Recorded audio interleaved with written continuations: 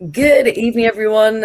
Darth Vader here, ready for another weekly roundup of your favourite women's football from across the leagues.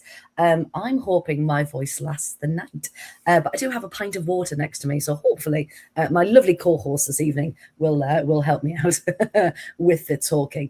So if this is annoying, I do apologise, but it's just my voice for the evening. However, speaking of my lovely co-host, how are you all? Kai, Chloe, Danny, how are you doing? I'm all right. Hello. All right, Well, yeah. good. Ironically, I've got lemon and ginger tea here as well. So shall I pass it Oh, over? So yeah, it's like I knew you were there. You go. There you go. You knew, Danny. You knew I needed it. Indeed. Oh, dear. I know. I've got. I told my mum I wasn't feeling well, and in true mum fashion, she was like, "Have you got some lemonade and some honey in the cupboard?" Yes. Get your flat cola out. Yeah. I don't know why your mum's from Yorkshire, but she suddenly was then. General Northern. Speaking of the Northeast, though, if anyone listens to Radio 1, Greg James is doing an incredible tandem bike riding journey. He's going from Weymouth to Edinburgh, and he's doing that over, I think he should be finished on Friday, hopefully. But he passed through where my mum and dad live, where I'm from today, went along the coast road, which was quite nice. Told them, I said, right, Greg's going to be there in about half an hour. He's coming through Merton. I know that doesn't mean anything to anyone, maybe Chris. And, just get yourself down the seafront. It's literally the end of your road, like go and wave. Right, yeah, we'll go and wave. We'll get a video for you. Right, lovely. They missed him. So no footage was recorded. The rang us back like, there's people walking back up. Yeah, because he's gone. They were waiting forever. But never mind, never mind. But good evening to everyone in the chat, as always. Graham, double brownie points for you. 6:54. You were in the chat this evening telling us all about it.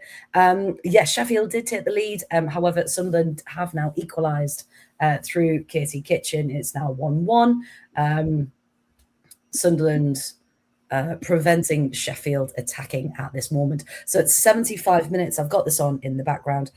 We also had the updates because we've got 5 games live this evening. We've got 2 WSL, 2 WSL2, and the Copa de la Reina second leg of the semi-final between Barcelona and Badalona. So I'll try and keep you all updated with the updates, fully enough. Yes, good. See, and you, Chris. I know where Merton is. There we go. Evening to Matt as well. Evening, Chris. Emma, we're going to talk about it. Don't you worry. Of all teams, that's a bit rude. Villa of all teams. Emma is also a Villa fan. So she's in the trenches every week. She's got a front row seat at Villa Park, does Emma. She's right at the front. So she, Emma, they even give one of the big flags to Emma the other week, and she was knocking people out with it. It's just Sounds very like Emma. It does, doesn't it? Oh yes, yeah. Not deliberately, pure clumsiness. Just pure. I've got a big flag. Where does it go? Yeah. Very excited about it. Well, no. As an adult, if someone gives you like a big flag or something that's out of the ordinary, you suddenly feel like you're back at school again. You're like, oh, I can wave a flag. Have you seen that they do that at the Joy as well? Like at the Joy Stadium, they give everyone like flags to the players and they all just wave them. But I just remember the Arsenal game that I went to was really funny because it was in the middle of the storm, so the flags were just literally doing their own thing, and it was generally absolutely hilarious. Those flags were just not working. I do love the pre-game flags when you can tell it's when they're standing out there for too long, so the kids just lose interest and they're like, start hitting the next person. However, yes, so there was a red card for Sheffield United. Devlin just after the hour mark there, and then Sunderland equalised, as I mentioned. Now, so let's have a look. So we do have the WSL games. I was going to say another 2 there. No, so Chelsea versus Brighton and Man United versus West Ham are also on this evening. We've also got some look. So Chelsea are currently 2-1 up, and it's 0-0 between West Ham United. We've also got, unfortunately, Newcastle are winning. What's that all about? Yeah, Newcastle Graham winning. was mentioning this in the chat. I've been watching this as well. So 2-0 to Newcastle against Birmingham, which is huge for Charlton, obviously, with Newcastle coming into this game, I think 2 games in hand, but they were 9 points behind. So if they did win them 2 games with Charlton still to play, I think on the last day, I believe, Birmingham Charlton play each other, they would have been right in it. But so this is huge for Charlton, these last 15 minutes. It's mad. It really, really is. So yeah. So as a Sunderland fan, Birmingham, put your finger out a bit. Get 2 goals back. Come on. And for the drama as well. We want that last game of the season drama, don't we? Yes. I know Graham doesn't, but we do. We're all for the chaos. We are indeed. Chaos aplenty, and that's why we love it. So those games are going on at the moment. And like I said, there's a Copa del Reina on as well, which I'll update you with shortly. But it's one of those where it's like we are gatekeeping the score until the final moment. So I will find out on socials very, very soon for you, because that kicked off at 8 o'clock. Now then, before we start latest news and all of our match reports, things like that, we do just want to take a moment to pay our respects to former footballer Amy Carr, who has sadly passed away after battling a brain tumour for 10 years. I didn't realise it was 10 years, and she was only 35. Amy, if you didn't know, she was a former England youth international, played for clubs such as Chelsea, Arsenal, Reading, and in 2024, she ran the Dublin Marathon for brain tumour research and raised an incredible £28,000 for research into this horrible illness. So we just wanted to send our deepest condolences to Amy's friends and family in this absolutely devastating time, and to remember one of our footballing family members in this. So there's never a good segue from news like that, so I do apologize, everyone. But yeah, if we go to Chelsea first of all, Kai, some transfer news.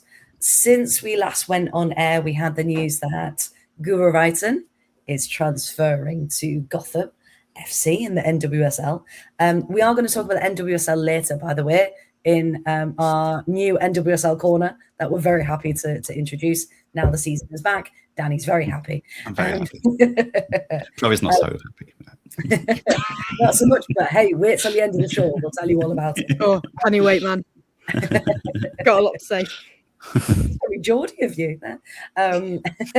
Yeah, so Guro is apparently transferring to Gotham, and the latest is Kat Macario to San Diego Wave. Now, the numbers on this are immense if you haven't seen it.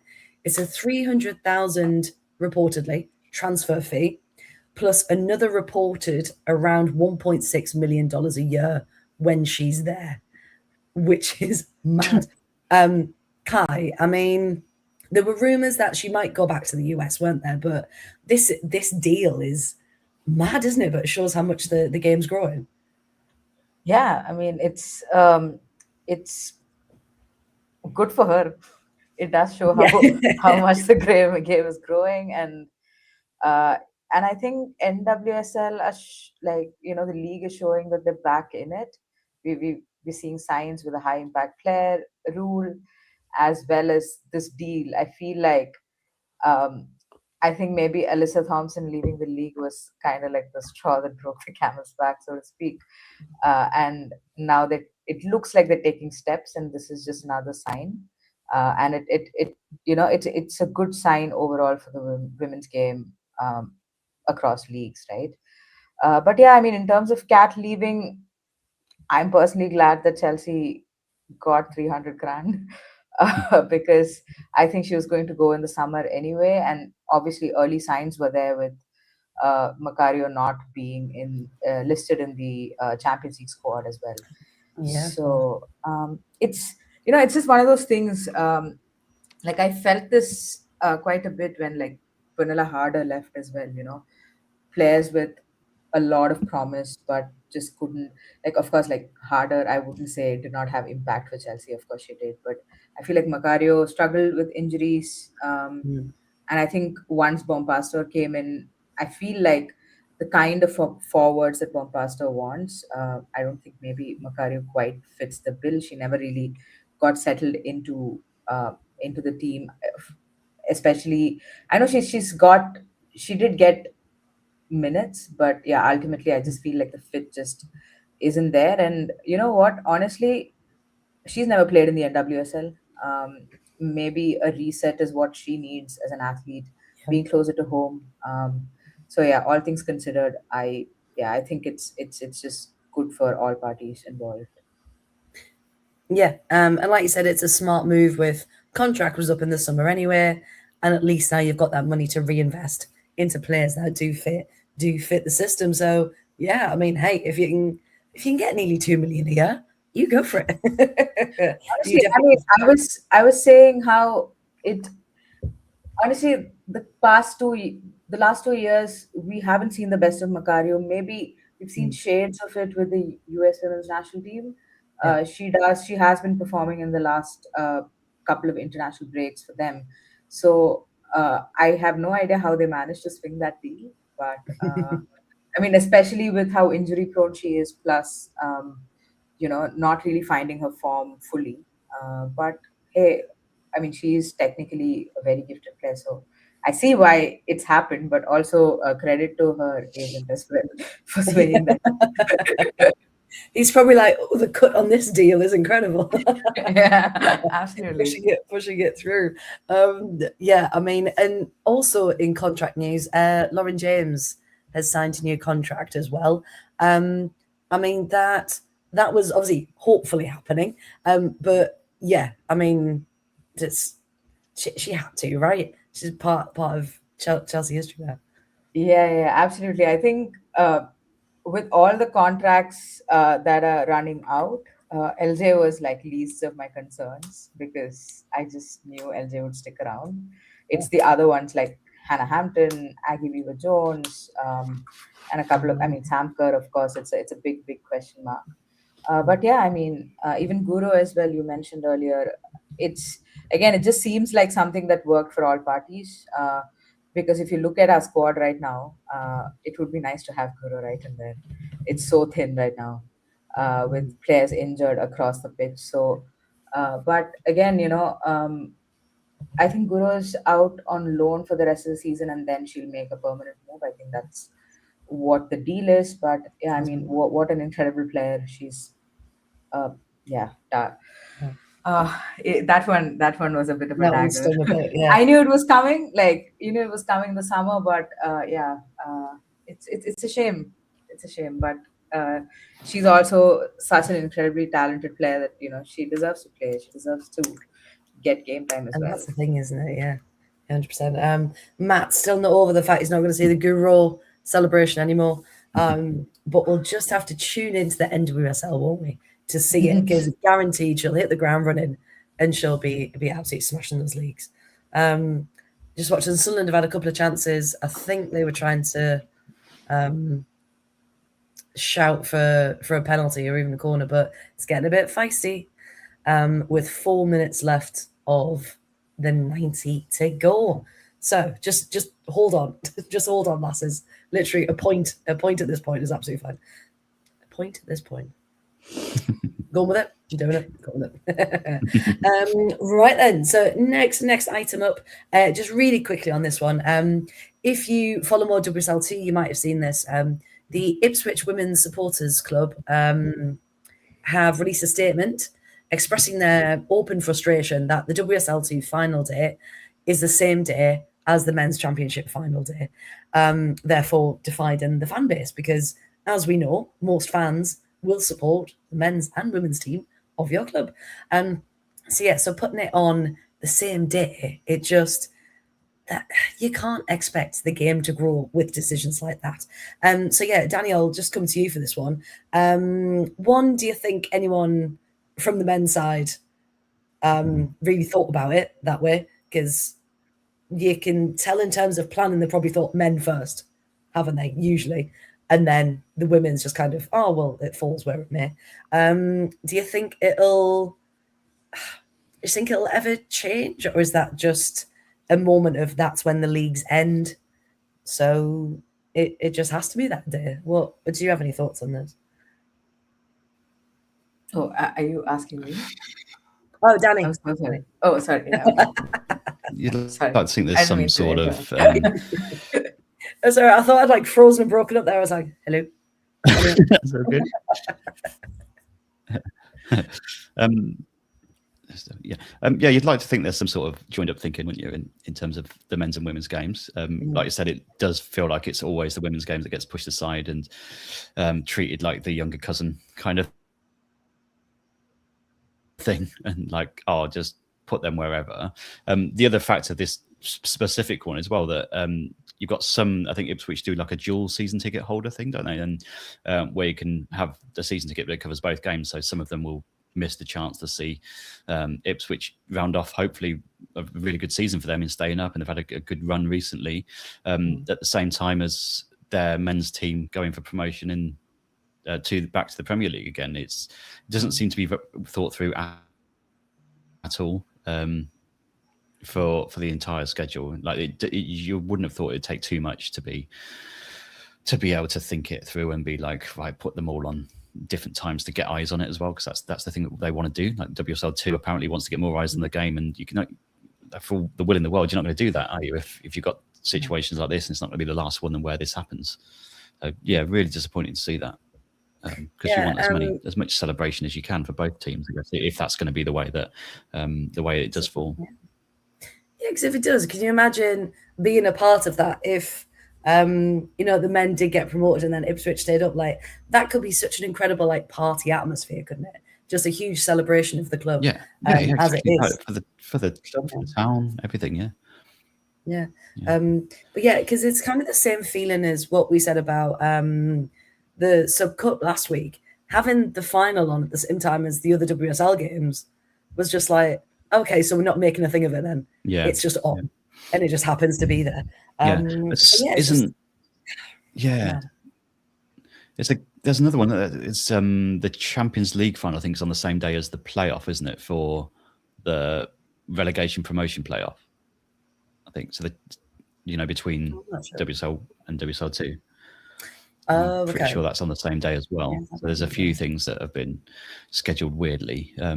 But this one's kind of, it feels like they're forcing the decision to be made, and it's just going to split the fan base up. And I don't think it's going to be the last time this happens, unfortunately.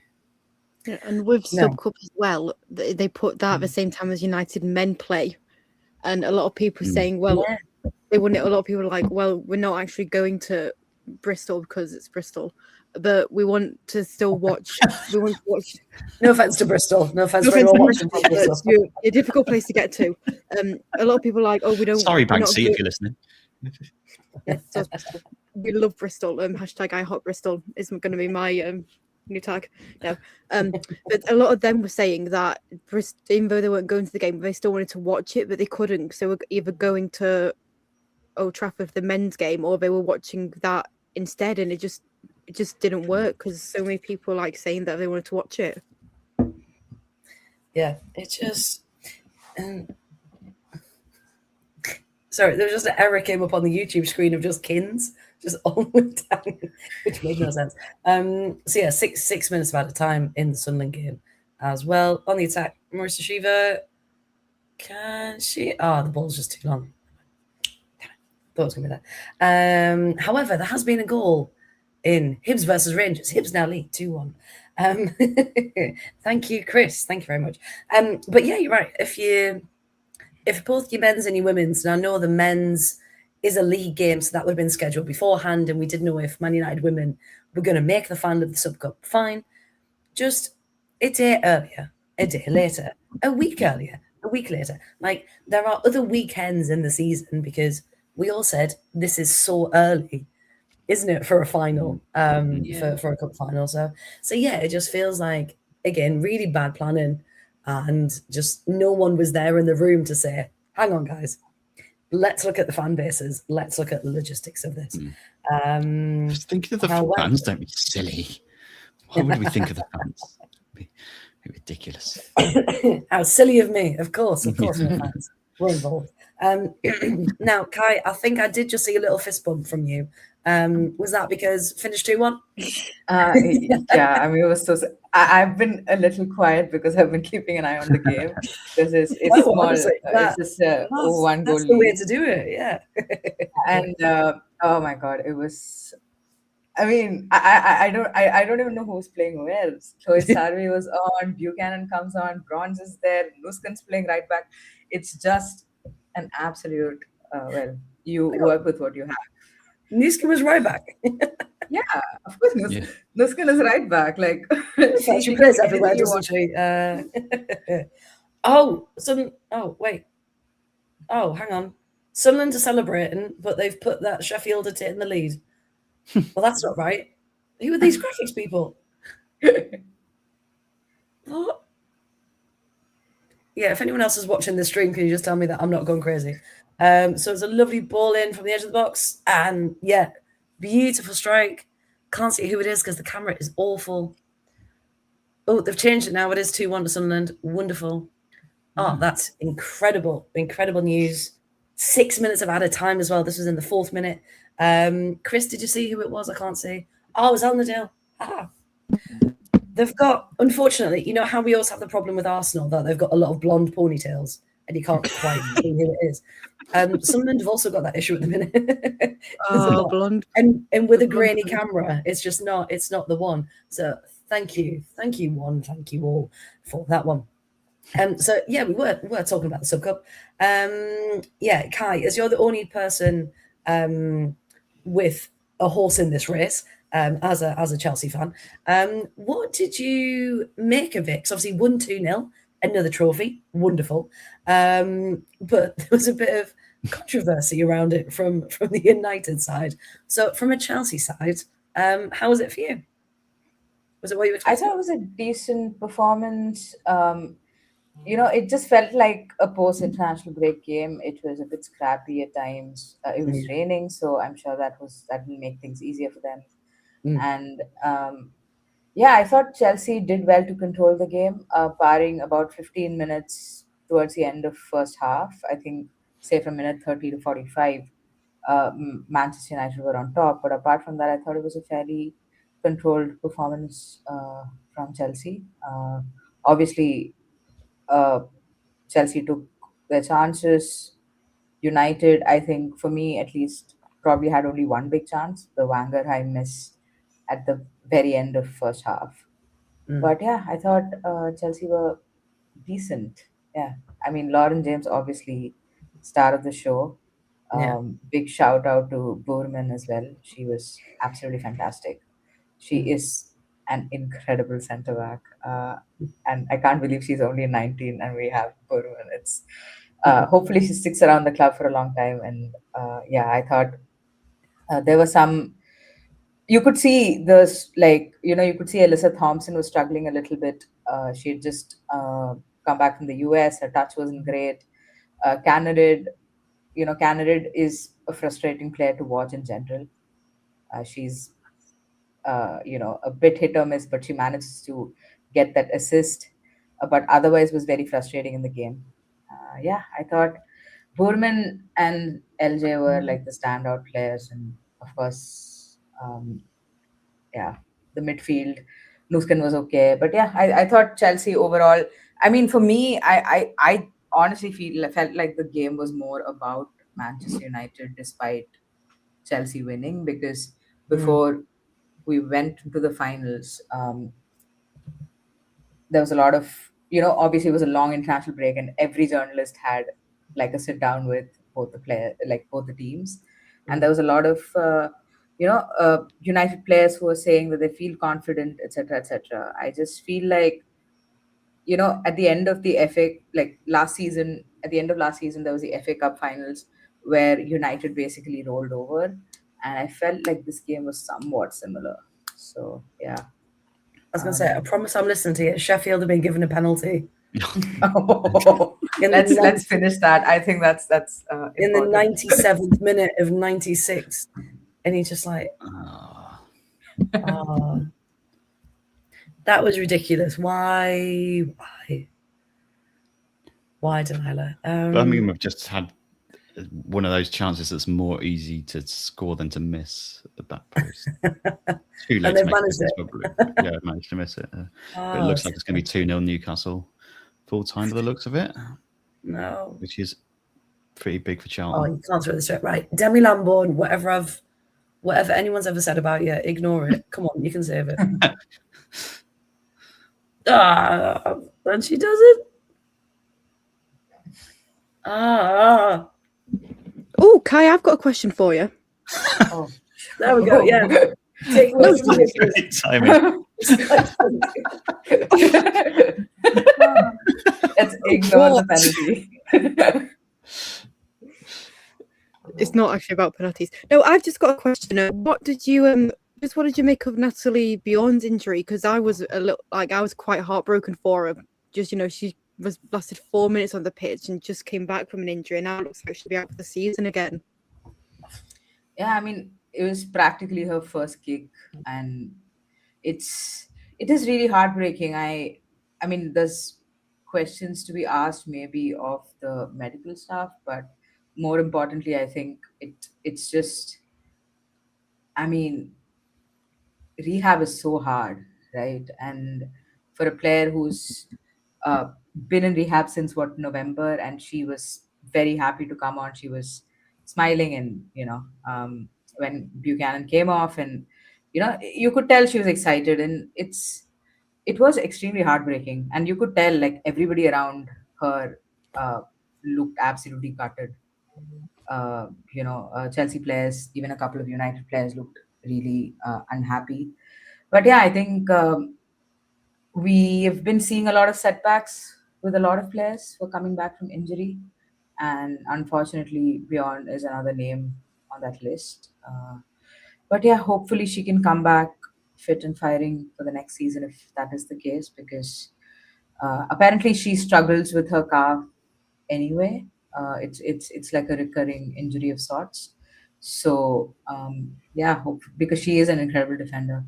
I think that centre back spot is like, at the beginning of the season, every season, as like you don't know who's going to start. It's like a highly competitive spot, and then come March we have one fit centre back. It's every year, every single year, it's the same thing.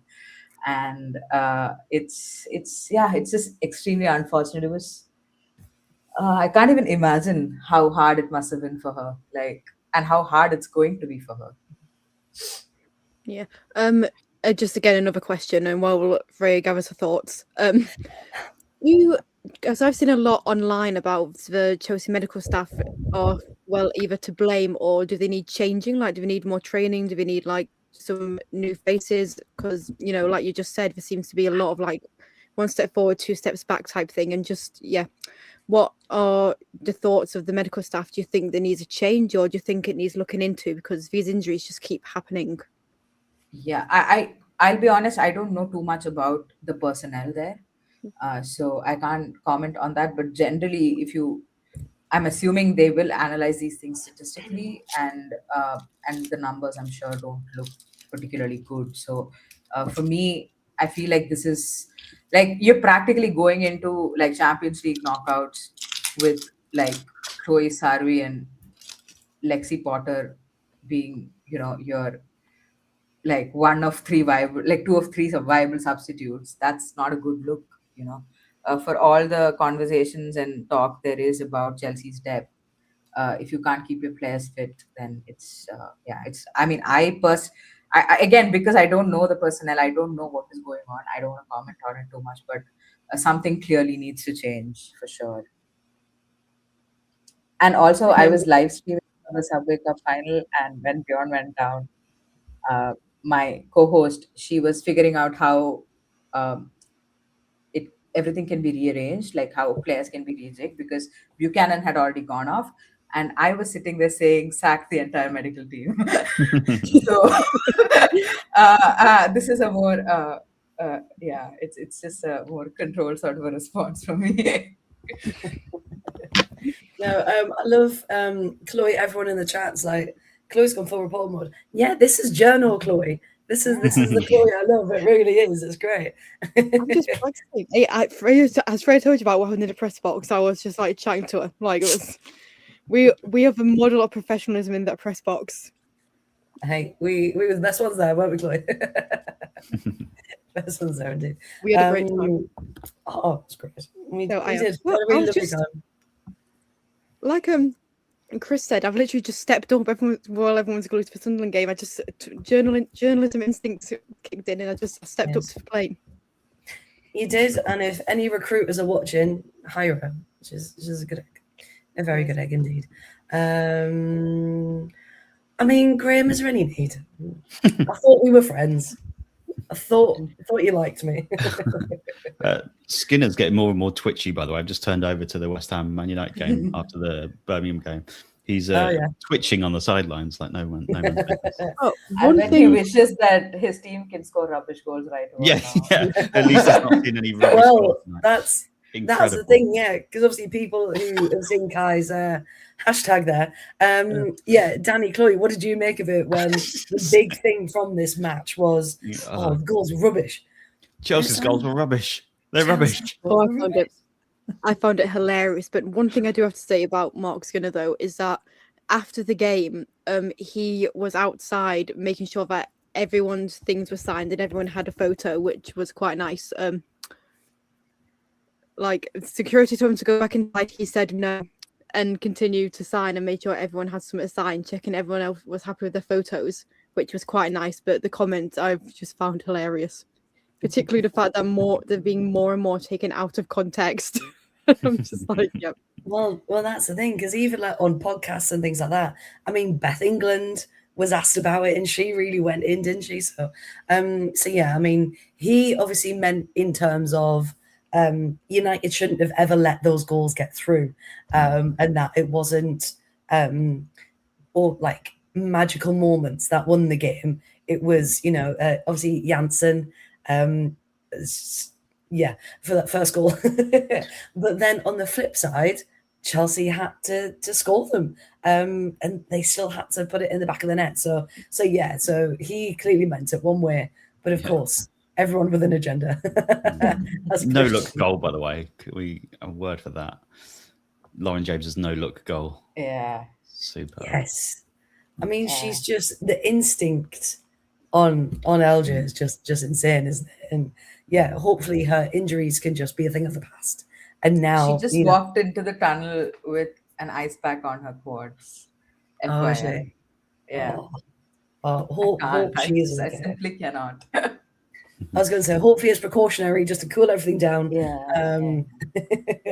But yeah, I really hope this is, a good run for her, because she is, of course, so special for that team. But yeah, any other thoughts on our favourite Subwich? Subwich. It's biggest attendance ever for a League Cup final, wasn't it? As well. Just good to see. Sounds good. Yeah. Okay. And considering people, didn't know if they could go or not, depending on where they were in the country or the team that were playing, the men's side and that kind of thing. So the fact that they did attract that attendance was incredible. And lots of neutrals as well. So nice for the neutrals for that one. So yeah, lovely. Right. The only other thing before we get on to WSL 2, update on the Women's Asian Cup. Now, still going on. We now know our finalists. The second, I was going to say final semi-final. No, the second semi-final was on earlier this morning, where Japan won 4-1 against South Korea, and yesterday Australia won 2-1 against 9 times champions China to get their spot in the final. So yes, Australia versus Japan, which will be on Saturday, I believe, the 21st. But yeah, Chloe, I know you watched a bit of both of these. Does it feel like that's the right decision, having Australia and Japan in the final? Yeah, I feel like that was always going to be, like, from the beginning, those were like the two favourites and predicted to be in the final. Japan haven't conceded a goal throughout the entire group stage and also like quarter and semi-finals, which is really impressive. So it'll be interesting to see if they do on Saturday. But I watched the Australia game yesterday, and honestly, that was such a scrappy game. It was fantastic. Caitlin Ford finally got a goal, and it only took her all tournament, but she finally got that goal. Sam Kerr also netted again in Perth. Sam Kerr loves scoring in Perth. But my favourite thing is Alana Kennedy being the top goal scorer. Who ever would have predicted that? It's giving Arnold Clark Cup. Like it is giving. I said that to you earlier. That it's giving Millie Bright holding the Golden Boot trophy, because that was funny. Although, did you see again Mark Skinner's comments about Mrs. Hour, about how he's like, oh yeah, we're going to get her in the Champions League final. It's like she'll probably arrive like the Tuesday night. We'll bring her back and she'll be ready for this. And it's like he is aware that they play on the Saturday. They'll probably fly back on the Sunday. It's a 24-hour flight, so they'll probably get there like Monday or Tuesday, and like they'll probably get back on Monday, and he wants them to play on Tuesday. Like, what? Anyone with a brain would say absolutely not. Like, rest them. Yeah, I mean, hopefully there are people around him, because it would be lovely if she could get back and she was fine and she could play. Of course, that would be the dream. But realistically, because I'm not being funny, but I doubt Sonia would start Samarelli. Like, she'll probably just say to them like, well, actually, I don't know, because Kira Walsh asked her for a day off after the sub-cup final, and she said no. So I wouldn't put it past Sonia to play them, but you'd put them at least on the bench and then be like, yeah, you're not playing. You just come back from Australia. Like, although Chelsea's a bit different, it's a derby, so that's a little bit different vibes. But no, you just don't start any of the players in the Asian Cup, because it's too risky. It's the injury, they could get injured. It's too risky. Like I just know. Just say no. Just no. Yes, exactly. Mm-hmm. But you're right. It's unnecessary as well. Like, they've got their youth players. They've got a squad who can play without her. So yeah, just he can't. Surely, fingers crossed, he can't. And it's only a preference, ideal preference in the ideal world. Because you're right. It's not as if she's just popping over from like Dublin. And it's a short, 40-minute journey. Not like St. Burton. It's literally all the way across the world. It is. I can just update you on the Barcelona game. It's 1-0. Finally broken the deadlock. The first leg was 0-0. So Barcelona did very well to not let Barcelona score. But unfortunately, it's still only the one goal.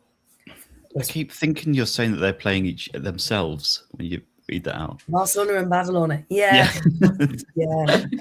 Well, I don't know if anyone, if you really follow Liga FA, but what Badalona have done, because they're in another part of Barcelona, so it is a local derby.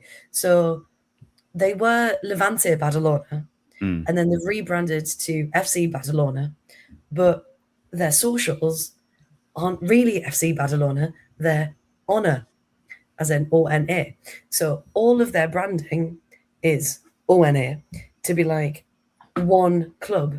And it's even on Instagram, it's El Nostre Club, so our club. So everything's very much about like oneness and togetherness, which is fine. But then you're like, yeah, but you're called Battle, like what? So they're trying a new thing. They're trying a new bit of branding. The good twin versus the evil twin. Which one's which one's which, Graham? Parting this will get a goal back. There we go. So yes. Right then. Excuse me. Dear me. Right. So Chloe, did we actually talk about the games? Or did we just say did we talk about the games, or did we just say, yeah, they were right to win? No, I don't think we spoke about it. Sorry, I was just Googling how tall is Layla Jury, the 17-year-old Man United player. Sorry. I love that you just like, hang on a minute. I'm being Googling honest here. She's really tall, and I really wanted to. I'm really sorry. I've still not found hey, it's fine. You continue Googling. I'll move on. It's okay. No, I could talk about the games. Well, I spoke a little bit about the games, but then I got distracted by the United game and how tall. I was going to say, because we said Alana Kennedy, we said Caitlin Ford, and then I think that's Sam we got distracted. Sam Kerr loved the goal in Perth. Sam Kerr, yeah. Sam Perth. Sam Perth. Yeah. They've also got like record attendances. Like I think it was 30,000 in Perth Stadium, which is pretty not bad. Pretty decent. I'm not sure if it starts for the final, but I can Google it in a minute and get distracted again. Yeah, to be fair, Japan, I couldn't tell you who is going to win. I mean, I think Japan might win on Saturday. Just based on the fact that they've not conceded. They've just been slightly more clinical, haven't they, Japan?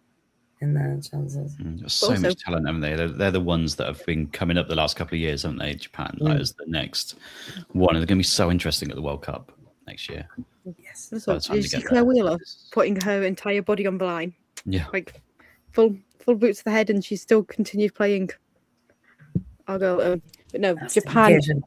Oh, she's so good. But yeah, I think Japan will win. Or it'll like be 0-0 and go to like. Does it go to extra time penalties? I can never remember. In tournaments. I would have thought it'd be extra time or extra time. I think. Yeah. Extra time and then Kai knows the deal. No, of course. Skinner's looking rules for every tournament. Like I never. Sometimes it just goes straight to penalties. Sometimes it goes to extra time. I never know anymore. I mean, now I'm wondering. I'm assuming. I think it's extra time and then penalties. Yeah. It would make sense because it is a big final. Because if people forgot, because we talk about lots of different rules, so all 4 of the quarterfinal winners have have qualified automatically for the World Cup. Of course. There's also a play-in. Well, they call it a play-in. I don't know. A playoff essentially for the. Also seems harsh to losers, but the ones that didn't win in the quarters, they will have another chance to qualify directly. So that's Uzbekistan versus the Philippines and Chinese Taipei versus North Korea. So that's on tomorrow morning, if anyone wants to watch it on YouTube. So the 2 winners will qualify. The 2 losers, again, of those matches are going to go into the Inter-Confederation playoffs. Of course they are, yes. Because, of course, why wouldn't they? Where they must battle sheep. And then the person who beats the most sheep in a race then gets to play an extra playoff against the team from Mars to see if they can get to the World Cup. And the decider shall be an egg and spoon race. Yes. Upside down. Oh, that would be incredible. Just a sports day. Obstacle course. I bet Mark Skinner in the egg and spoon race was one of those who stuck the egg to the spoon. He cheated. Yeah. And then said the eggs were rubbish because they kept falling rubbish off. Eggs. Yeah.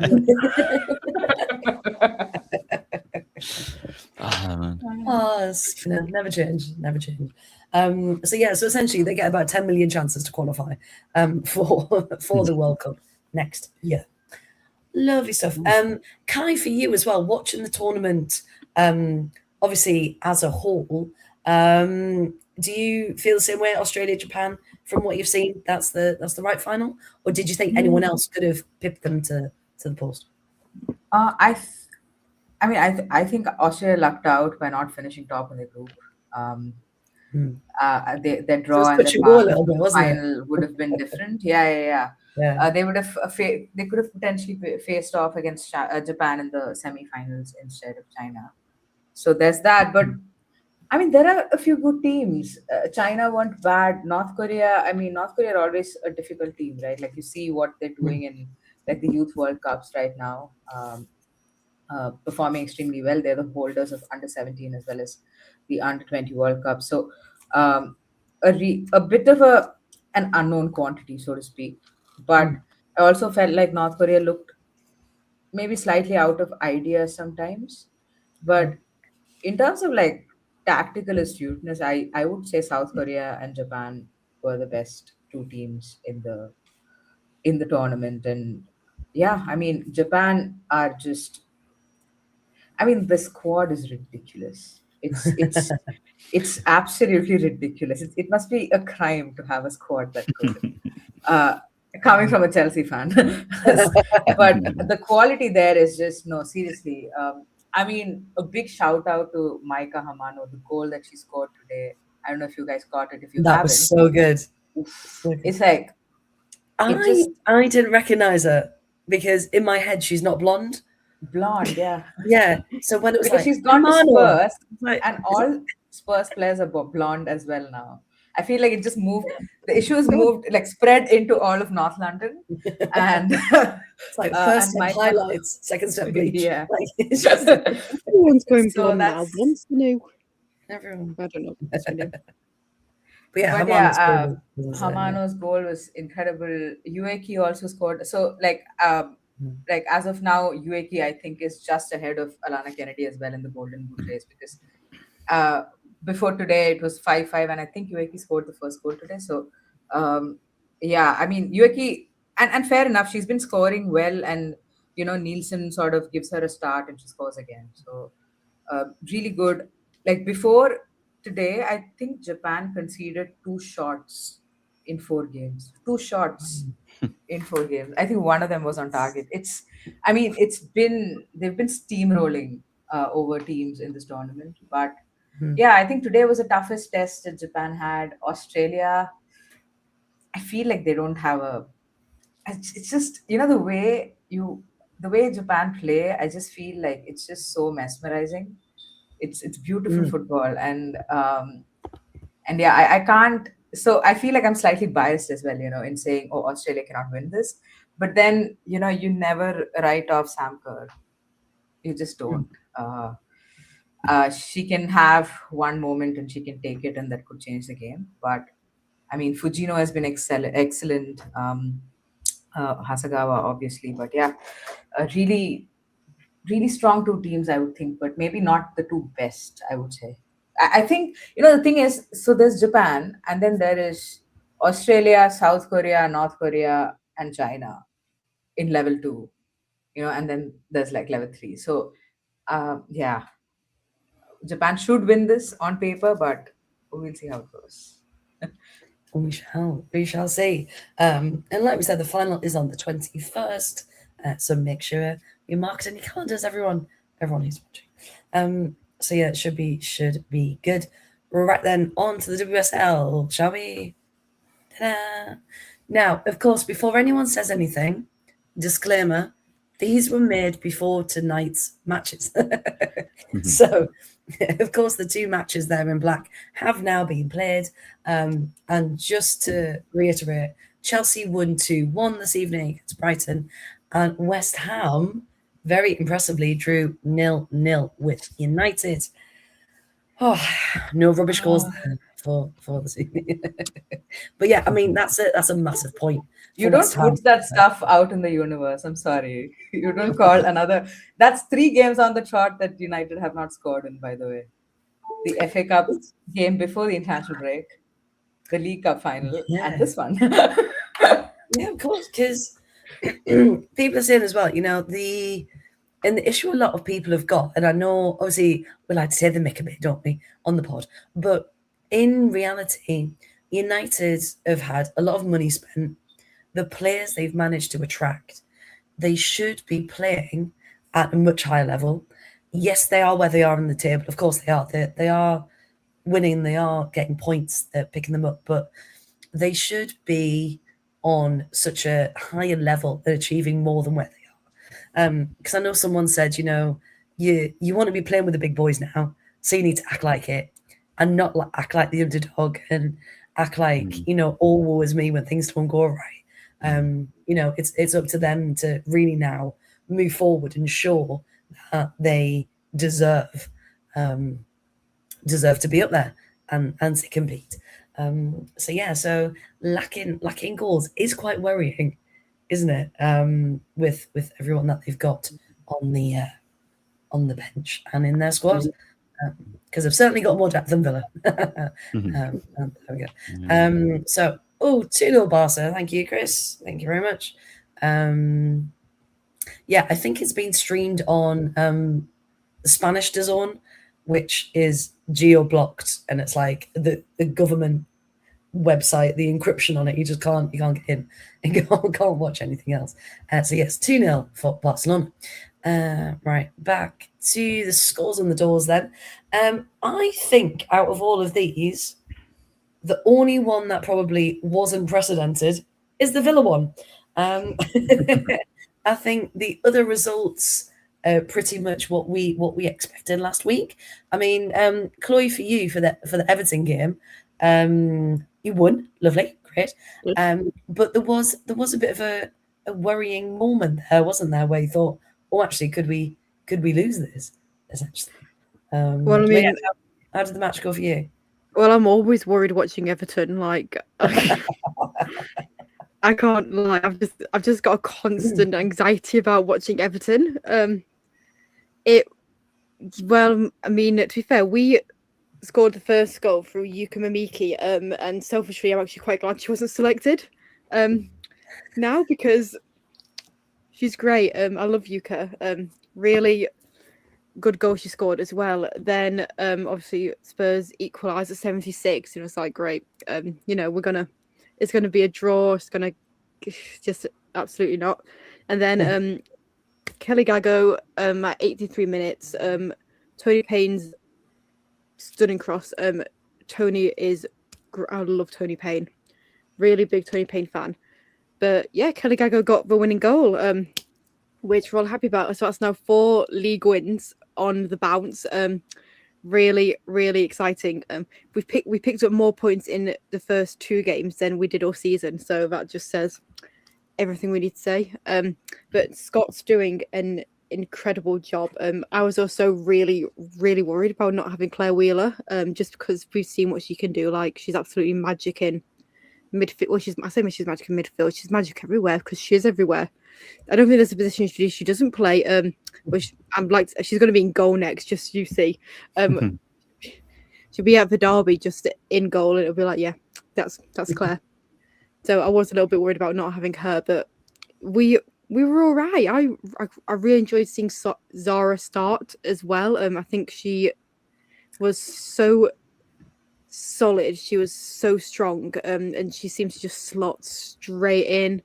Though I was really impressed with, Maz starting. She's got a start. She's back, and she's played the 490, which is always good, because she's had a problem with like injury as well for a couple of weeks. So it was good seeing her getting back in and starting. And yeah, I'm just kind of hoping this is. I still think we can aim for top 3. I still think that's really, really doable. Can we just rewind a couple of weeks at your crash out? Yeah, that's what turned the season around. Yeah, they took attention and went, actually, Chloe's had a crash out. We need to turn ourselves around, guys. Come on. They gave their heads a wobble. It was needed. It was so needed. And we have United away on Saturday. I'm a bit feeling it's on Saturday because I'm working for Yuming. I haven't mentioned I'm fuming because I'm fuming. #fuming. Yeah, why are they work gets in the way of life, doesn't it? Why are the games on Saturday though? Like, that's ridiculous. It's probably not. It's probably in the schedule. But why is all the games on Saturdays? What else was I going to say? I had another point to make, but I've forgotten it. So I'm just gonna. Is it? I'm assuming this might be because of, again, the men's League Cup final at Wembley on Sunday. Oh. I don't know if that's the case, but I'm assuming it's probably another. You might be right. Well, we've got. It's a guess, because I don't know what the game. Yeah, because we've got the 4 on the Saturday and only 2 on Sunday next week. A Brighton and a Leicester. So yeah, they're outside, aren't they? But no, yeah, I'm very, very happy with the 4 in a row. I hope that when we go to Unity Progress Stadium. Progress and Unity, isn't it? Progress with Unity, yeah. Oh, whatever it is, whatever I didn't say. That It one. works either way around. Yeah. I call it Lee Sport, personally. LSV. I call it LSV. I shouldn't call it LSV because I don't think that's his name, but that is its name. I hope we can get a good result there. Yeah, no, I'm just really happy with how we're performing at the moment. We're currently 6th in the table, which again, who could have predicted that? Not me. I also think we could be safe now. I think. Well, I think I don't actually know. I'm assuming, but I'm hoping that we're now safe. If we finish 6th, I'll be absolutely thrilled. You know, if you came to me previously during the mega crash out, absolutely not. But yeah, I do think that 4 on the bounce in the league, because obviously we lost the FA Cup. Not speaking about that because I don't want to. 4 in a row in the league. Very, very happy with how we're performing, very happy with how Scott's doing. He seems to have taken the role really well, because I know I said a couple of weeks ago I was a little bit worried that he didn't have experience in women's football. He knew Everton, and he knew kind of everything about Everton because he'd been there in the youth academy, and he'd like trained like the under 18s or 21s or like the unders team. So I was like, oh, he knows Everton, he knows the feel, he knows the family style, he knows like the team, the Everton, but he doesn't know women's football because he's never coached. So that was my main concern. But I don't know why I was concerned, because he seems to be taking it really well, and he's doing quite well. Like, other players seem to like him as well, and they listen to him. And this is what I was saying a couple of weeks ago, that we needed that leadership change. We needed that new direction. We needed that new voice. And yeah, I'm kind of hoping this is now our way up. And then next season, whether we get a new manager or, you know, have Scott permanently, I've got absolutely no clue what's going to happen next season, because he's only interim for the rest of it. He could end up doing a Renee and signing permanently, or he could fuck you off back to where he is. But I like him. I'm really. You keep going. No, I'm really liking him, and I've spoken to him a couple of times now. And every time I've spoken to him, it's just been lovely, and I like the way he speaks. I like the way he talks about the players, and I like the way he speaks about the Everton feel. And yeah, I really like Scott. I'm really liking this kind of new Everton team as well. Yeah, I'm just kind of hoping this is the only way is up now, and top 6 could be doable. I'm still aiming for top 3, but I do think that's out of reach now. So next 15 season, points is a lot to make up still. Yeah, we're not going. Shoot for the stars if you miss your landing. Hey, 5 games left. You could just about do it. if we win all of them, like, Everybody else gets points. Yeah. we could next season, Champions League, we're doing it. Yeah. Barcelona, Everton at Goodison Park. Yeah, we're doing. I'll be there for that. So shall we go? Claire Wheeler versus everyone. I love it. Claire Wheeler and Alexia Putellas going toe to toe. Speaking of Barcelona, 3-0. Thank you, Chris. Yeah, Alexia versus who's in your midfield? Oh God, who was in your midfield now? Can't remember. Claire and Claire alone. Ruby Mace. Oh my God, get them against Ruby Mace. Oh, Ruby Mace versus Alexia. Ruby versus Alexia. That would be fantastic. I love Ruby Mace. She was just keeps great getting again, better. wasn't she? Again, yeah, so good. But I would like to see her at centre. Like, I keep saying that all the time, don't know that I'd like to see her in her preferred position, but I'd like someone get her in her preferred position, because she's so good, and I don't want anyone to poach her. I keep seeing all these like Arsenal fans online saying we need Ruby Mason. I'm like, no, you don't. Have you not seen who you're rumored to sign? Have you not seen who you're rumored to sign? Like, you can have Honor. I want to keep Ruby. Such a big performance as well. I'd like to go to Tottenham and do that as well. The talent that they've got going forward, we spoke about all season. Tandberg, Holt, Galpset, like so many big attacking players in midfield and attack and stuff. And they were relatively quiet. And Galpset got a lovely goal again.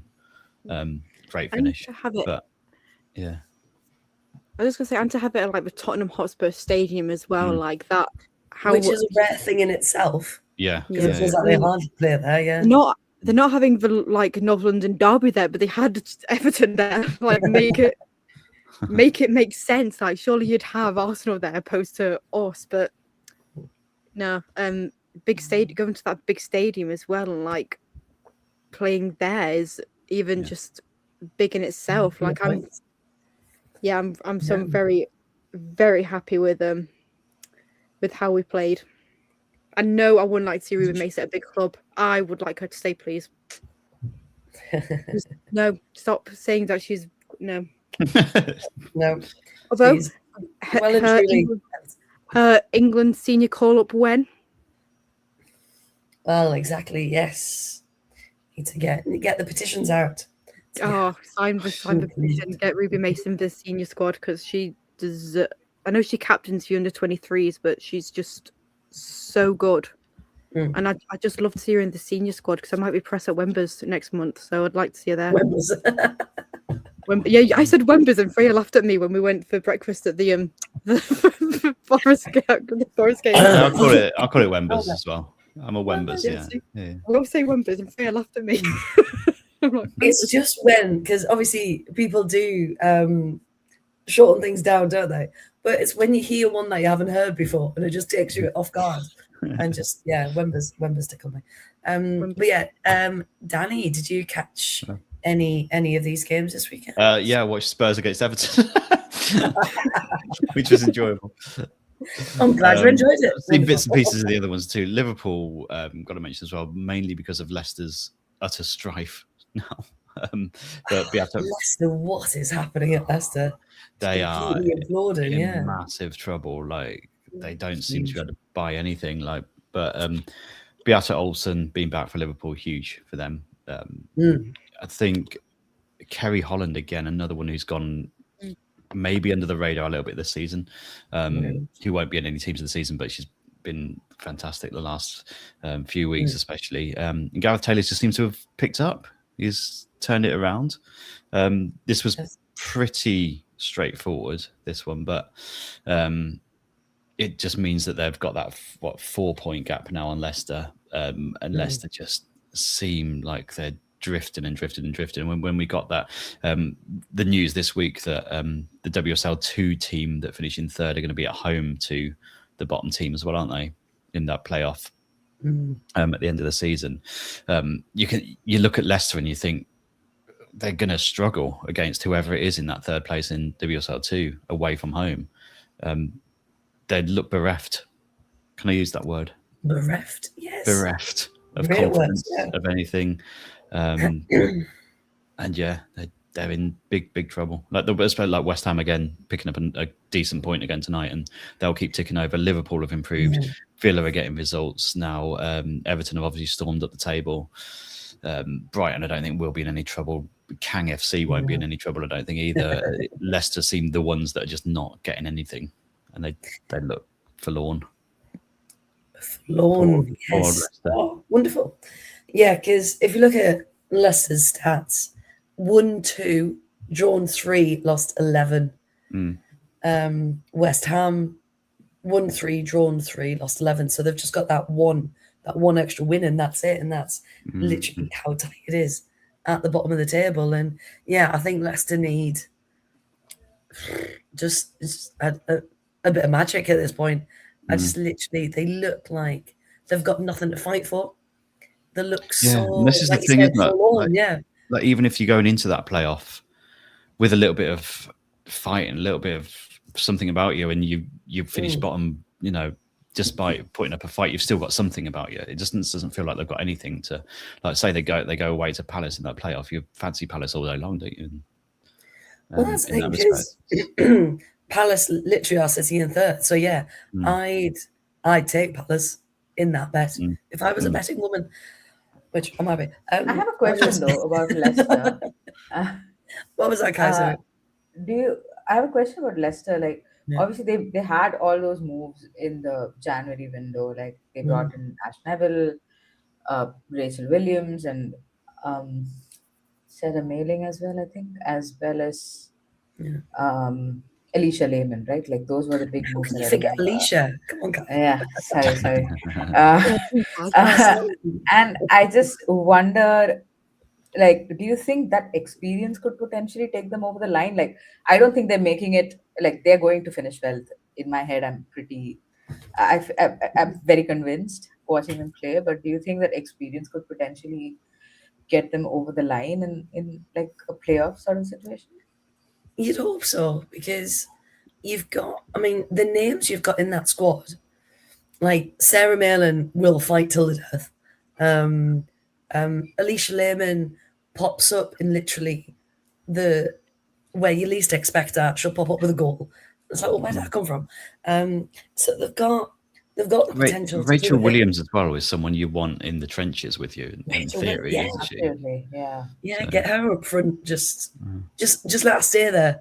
She'll just hover on the halfway line, and when they're ready, just just go forward. And yeah, I just think they've got potential to, but the need that mentality needs to be there. But at the minute they don't even have that, and it's just really sad, really sad. So if we're, it's called having a toddler who brings home all of the luggies. And it's been going through the house. My wife had it on Monday, and then it's just gradually got into my system. So I will be fine, I hope. So it's all good. Don't worry. Sounds worse than it is. Yes. So, I mean, London City, Arsenal. From the people who were there, it was pretty much standard win. There were concerns about lack of stewards. Don't know if anyone saw that. And then the roof of the dugout falling off. So there's is this at London City? At London City, yeah. Yeah. And apparently the Arsenal subs bench broke. They were trying to they were doing by concert. Everyone just sat on the floor like that. I shouldn't laugh because it's not funny, but it is quite funny. Them all just bench. I still have sent a video to you of them like trying to screw it all on, where they're all sat there like. I sent it to everyone. This is one of the funniest things I've ever seen. Trying to do some flat pack furniture making on the other side of the page. Oh, quick IKEA delivery. Hang on, can we just get a bench? Can't be happy with that, can she? Either. Well, that's the thing. She's putting all this money into the team, but it needs to filter down, and it needs to be represented kind of everywhere. And I think maybe because that was the first time they'd sold it out at the stadium, I just think they weren't prepared for the volume of people there. Because apparently there was a medical emergency in the stands, and there weren't any stewards about. But the person was fine. It's all good. But yeah, you just think safety should be number one, shouldn't it? Regardless of anything else. So we do hope that changes. Bad Loader have got one back. Good. And get them. Get the Giants. Right then. So 2-0 win for Arsenal there. Should we talk about the good one? Should we talk about the good result of the weekend? This is one, and I have starred Uncle Tony's comments, which is it's coming. Hang on. I have to apologise for saying that you would lose 7-0. I didn't know Villa had it in them. I did. Because if you have listened to this pod for as long as we've been around, I've always said there's a Villa in there that we know and we've seen glimpses of, and they just need to pull it together. And would you believe it just needed a City team that hasn't played together for about 4 weeks, missing some of their crucial players, for us to really go toe-to-toe. And Kachua put somewhere in the chat about, did we always give them a game? Yeah, up until the last couple of results, which were bad, it was always about 2-1. We might take the lead and then they'd get the winner. And so it was always backwards and forwards. But yeah, there was just something about this team at the weekend where you saw that belief and it was all coming together. And you think the fact that Villa could frustrate City to the point where Kirsten Kasperai is getting yellow cards for fouls. Love And Kristen. honestly, it just I it think was that's her first booking season. yeah. I think so. But I then saw it the was- yellow card, and I because I have her on my fantasy team, and I was like, Mm. "Whoa, what are Villa doing?" Because I wasn't watching the match. But clearly, yeah. honestly, it was fantastic, and it was one of those where, because I was live tweeting for our Villa podcast, and I was like every 5 minutes I was like, you know what, whatever happens now, this has been a brilliant 20 minutes, this has been a great 30 minutes, and it just kept going, and I was like, we're actually going to do this. And normally there's that feeling of, oh, we're gonna lose it, we're gonna let it go, we're gonna switch off, but we didn't. And we kept going and we kept pushing. And even Ebony Salmon, when she came on at the end, like she looked more confident than she had done in a long time. So I don't know if it literally has been, Sorensen coming in as another voice, another, just someone else with that bit of experience. And yes, maybe time at Everton done, but as a technical advisor, he's bringing in something completely different. And he was communicating with Natalia. He was going up in the stands and watching, and they had earpieces in. So that was fantastic to see. And you just think this can be the start of something really, really great. And you had, I mean, the fact that with Keating in goal, who, bless her, she looked a bit wobbly. The fact that Villa had like Maritz had a really good chance. Kirsty Hansen, just everyone seemed to want to have a goal for a change and actually get a ball in the box. So yeah, Grant hitting the post as well. Grant, there was a call for handball. It wasn't a handball. Chastity literally chested it off the line, which was incredible. So yeah, I mean, even Matt's in there. Villa could have won it. And if Keaton did make some good saves, yeah, I agree. But the fact that it seemed like Villa, who lots of people went, yeah, 7-0, 5-0, you might get one back. The fact that we could hold them and frustrate them was insane. So yeah, to have that under our belt then going forward, because as I can't remember who said it, Villa have got Leicester at the weekend. Oops, Chris. Leicester and Villa at home on Sunday, so that's another loss for them. So if Villa can make sure they win that one, then that's again putting space between them and this relegation battle. So yeah, buzzing, absolutely buzzing with that. And everyone says, not a bad word, not a bad word to be said at all about the performance. It was brilliant. Finally, Jean-Francois always has a good game. Couture. She was very, very good. Let's see, Kendall as well. I mean, she needs more praise. She was fantastic in that midfield. But yeah, I was watching it going, oh, Lynn's having a really good game, Lynn Films. And I saw other people going, oh, she can't hold on to a ball. She put some nice crosses in. So it just shows you different viewpoints of what you're watching. But yes, very happy indeed. Right then, let's have a look at. In fact, before we do that,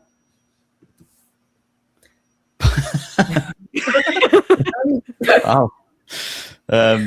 There's no other reason apart from being born here. I don't think. I don't think there's anybody outside of not born in Northampton that would support us. So that'd be why. Well, at least you've only got one team. I've got about 4. Apparently. Obviously, the colours as well. So. I'm also a bit. Kachua, you rip us every week, mate. Films are too good for Villa. You know what? Why can't Villa have good players? Right? Same as when Chloe's talking about Ruby Mays. She doesn't need to go to a bigger team. Everton are perfectly fine. Like, come on. So yes, we can have a Villa are on the up.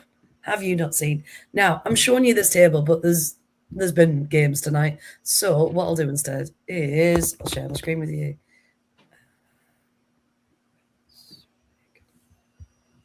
Okay, so after tonight, the scores on the doors look like this.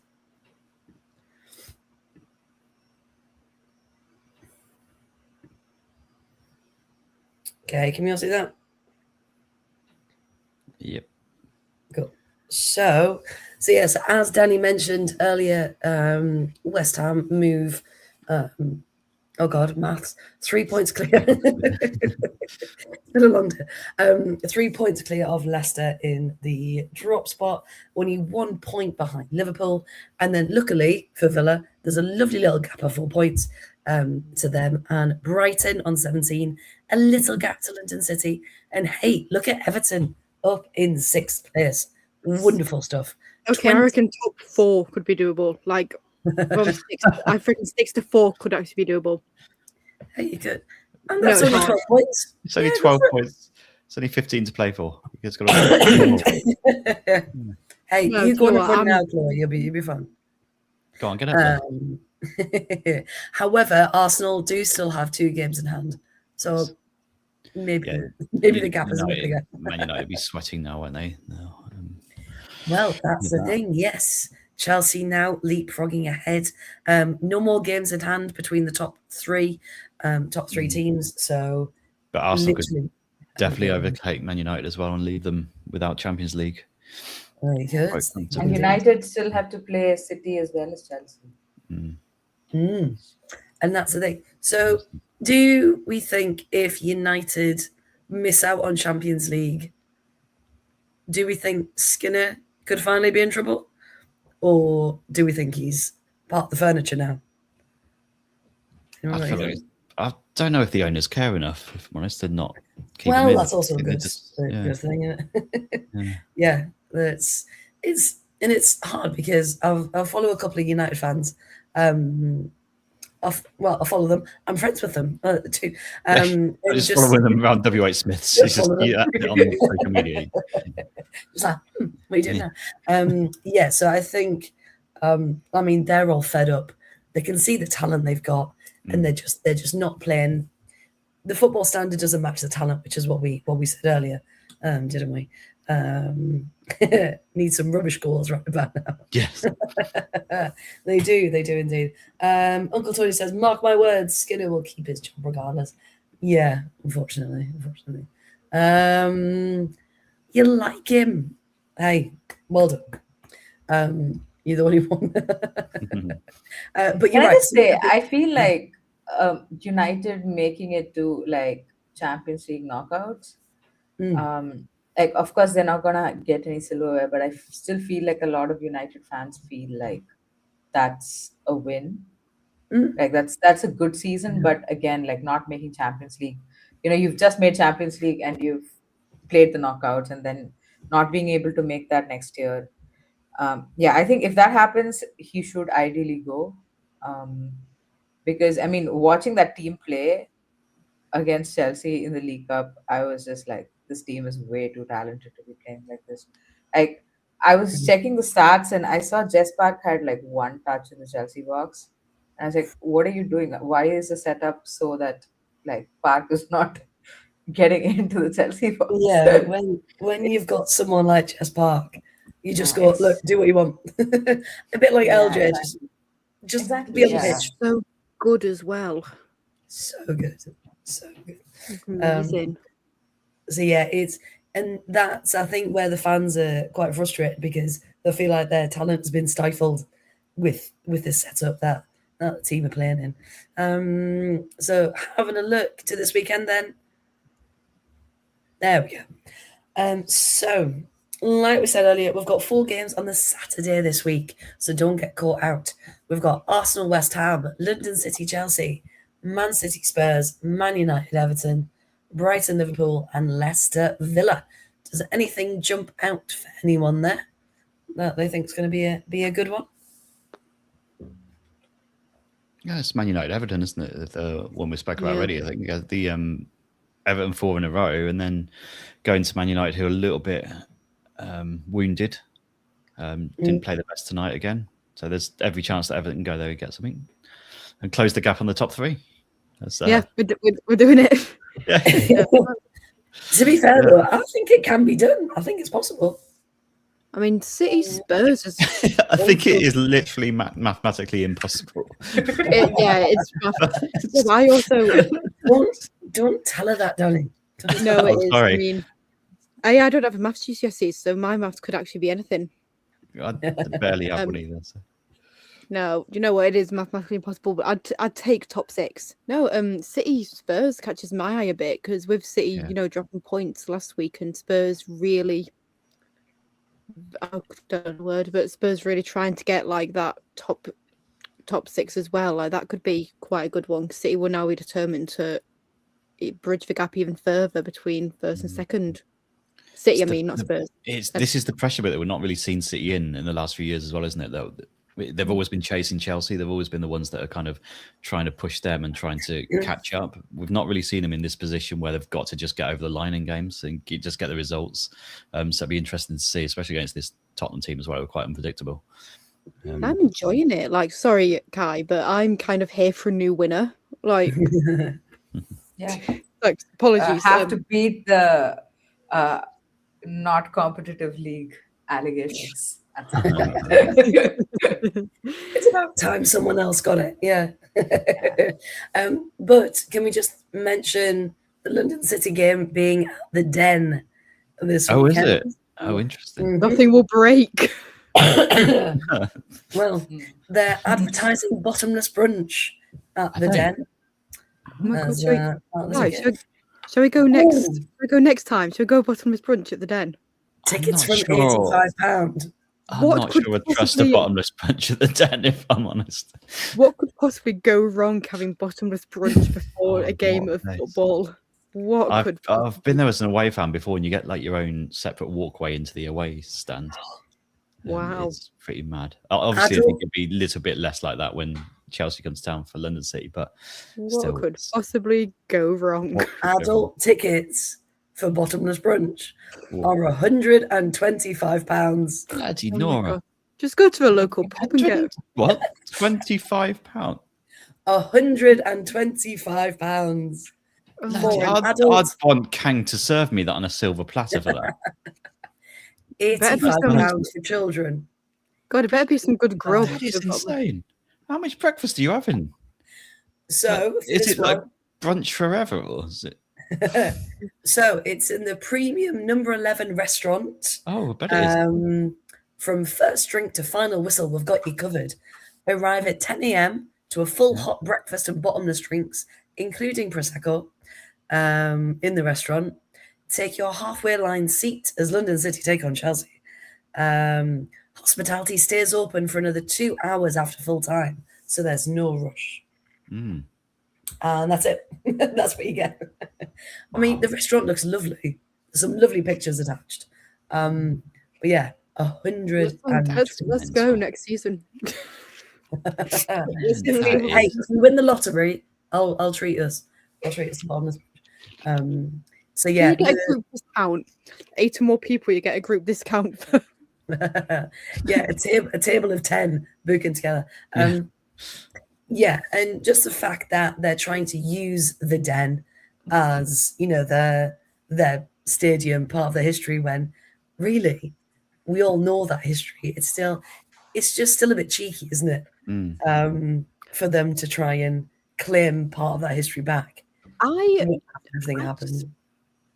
I just don't know why Kang doesn't build her own stadium that they can use, because obviously London City don't have that kind of male counterpart stadium. Yes. They don't have that male counterpart stadium that they can use, like like Liverpool will use Anfield or Tottenham use for Tottenham Hotspur Stadium. They don't have that stadium, so they have to use probably the one closest to them, type thing. It's just I'm still stuck on the 125 thing. Like, what is going on? It's ridiculous. That is mental. Like, surely, as a club owned by Kang as well, for that, like, yeah, it doesn't make sense. Like, subsidize people who can't afford to come to the game or something instead, and be like, come and have a brunch. That's like, we'll treat you to, like, we'll give you this kind of thing. Bring in new fans. Do something like that. It's just that's annoyed me now. £125 for brunch. Me and Fred had a lovely brunch at the Forest game. The Forest game, Lionesses game. In comparison, hospitality at Villa Park is a reasonable £50. See, that's understandable. That's fine. I'll take that. You also get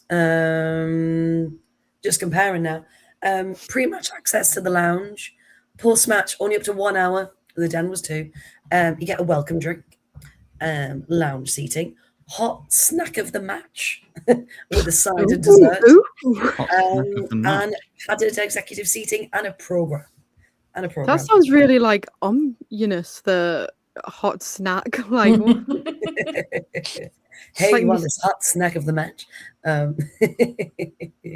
But yeah, in comparison, it just shows you, doesn't it, what clubs are prepared to do, and what they're prepared to charge fans.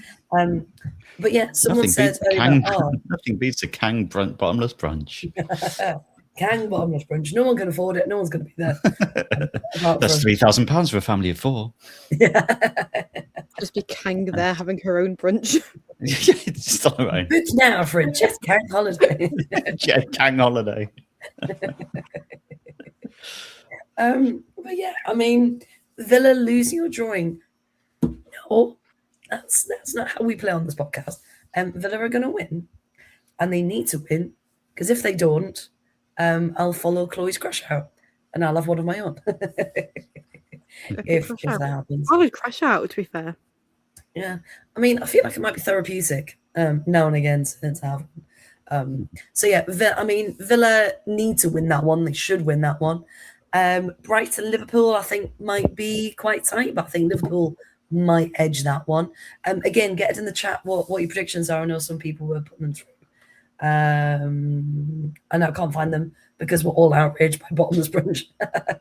I mean, City should win, but again, they're without key players, so maybe Spurs can nick some points, and indeed that would go in Chelsea's favour.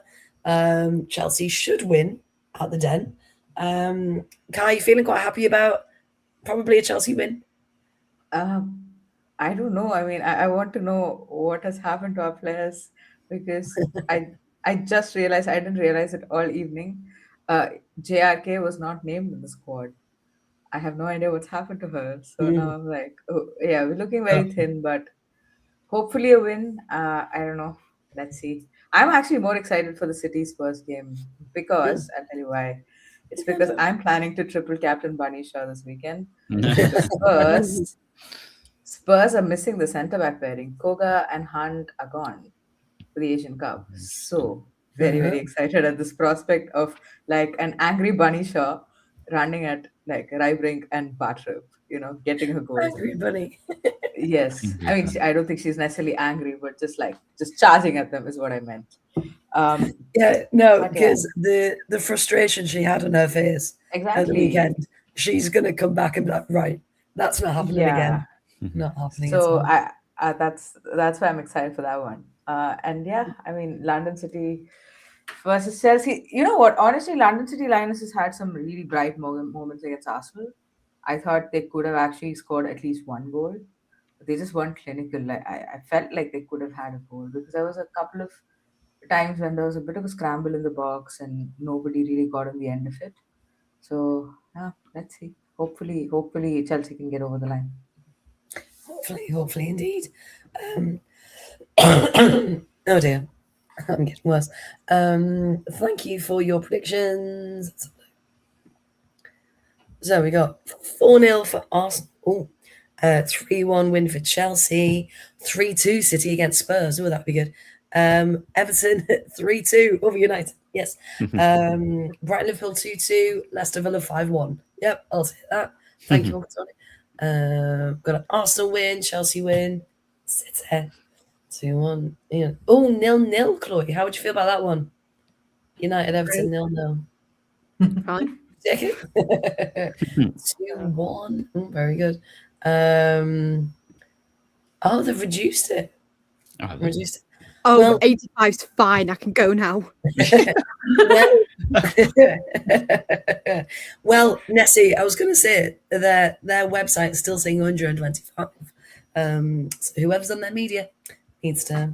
Do we still get a discount if we book for 8 or more people? Because if 8 of us go, Like we can. Who wants to drink at 10 a.m.? You know what? I mean, there's some people. Who wants to drink at 10 a.m. is me when I go to Goodison, and who wants like a curry at 10 a.m. Yeah, it's just like read the room, read the clock on the wall. Goodison. The food at Goodison is like a chicken curry or like a chicken stir fry, and I'm like, I don't want that at 10 a.m. No. Well, that's why we appreciate our breakfast, didn't we? The breakfast was quite At nice. the City Ground. Right, lovely. Anything else from the WSL this weekend? Anyone wanted to mention? So it was lovely, and I had a great time. Me too. And this is the point of the show where we bid goodbye to our lovely Kai. And we hope you have a lovely night's sleep. Thank you, mate, for joining us. Pleasure as always. And we'll see you soon. Yeah. Thank you so much, guys. Nice chatting with all of you. Have a good one. Good night to everybody in the chat. Bye-bye. Night. And then there were 3. Right. Okay. Well, 2.5 because this isn't the full bus. Okay. So WSL 2 then. I'm going to do this slightly differently because right. So again, we're going to go back to where it stood before tonight. Okay. So before tonight's pickup games, this was the situation in the table.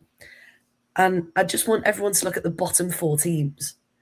Before tonight, and I'll just say it again, before tonight, all 4 teams at the bottom are on 14 points with minimal goal difference between Ipswich and Portsmouth.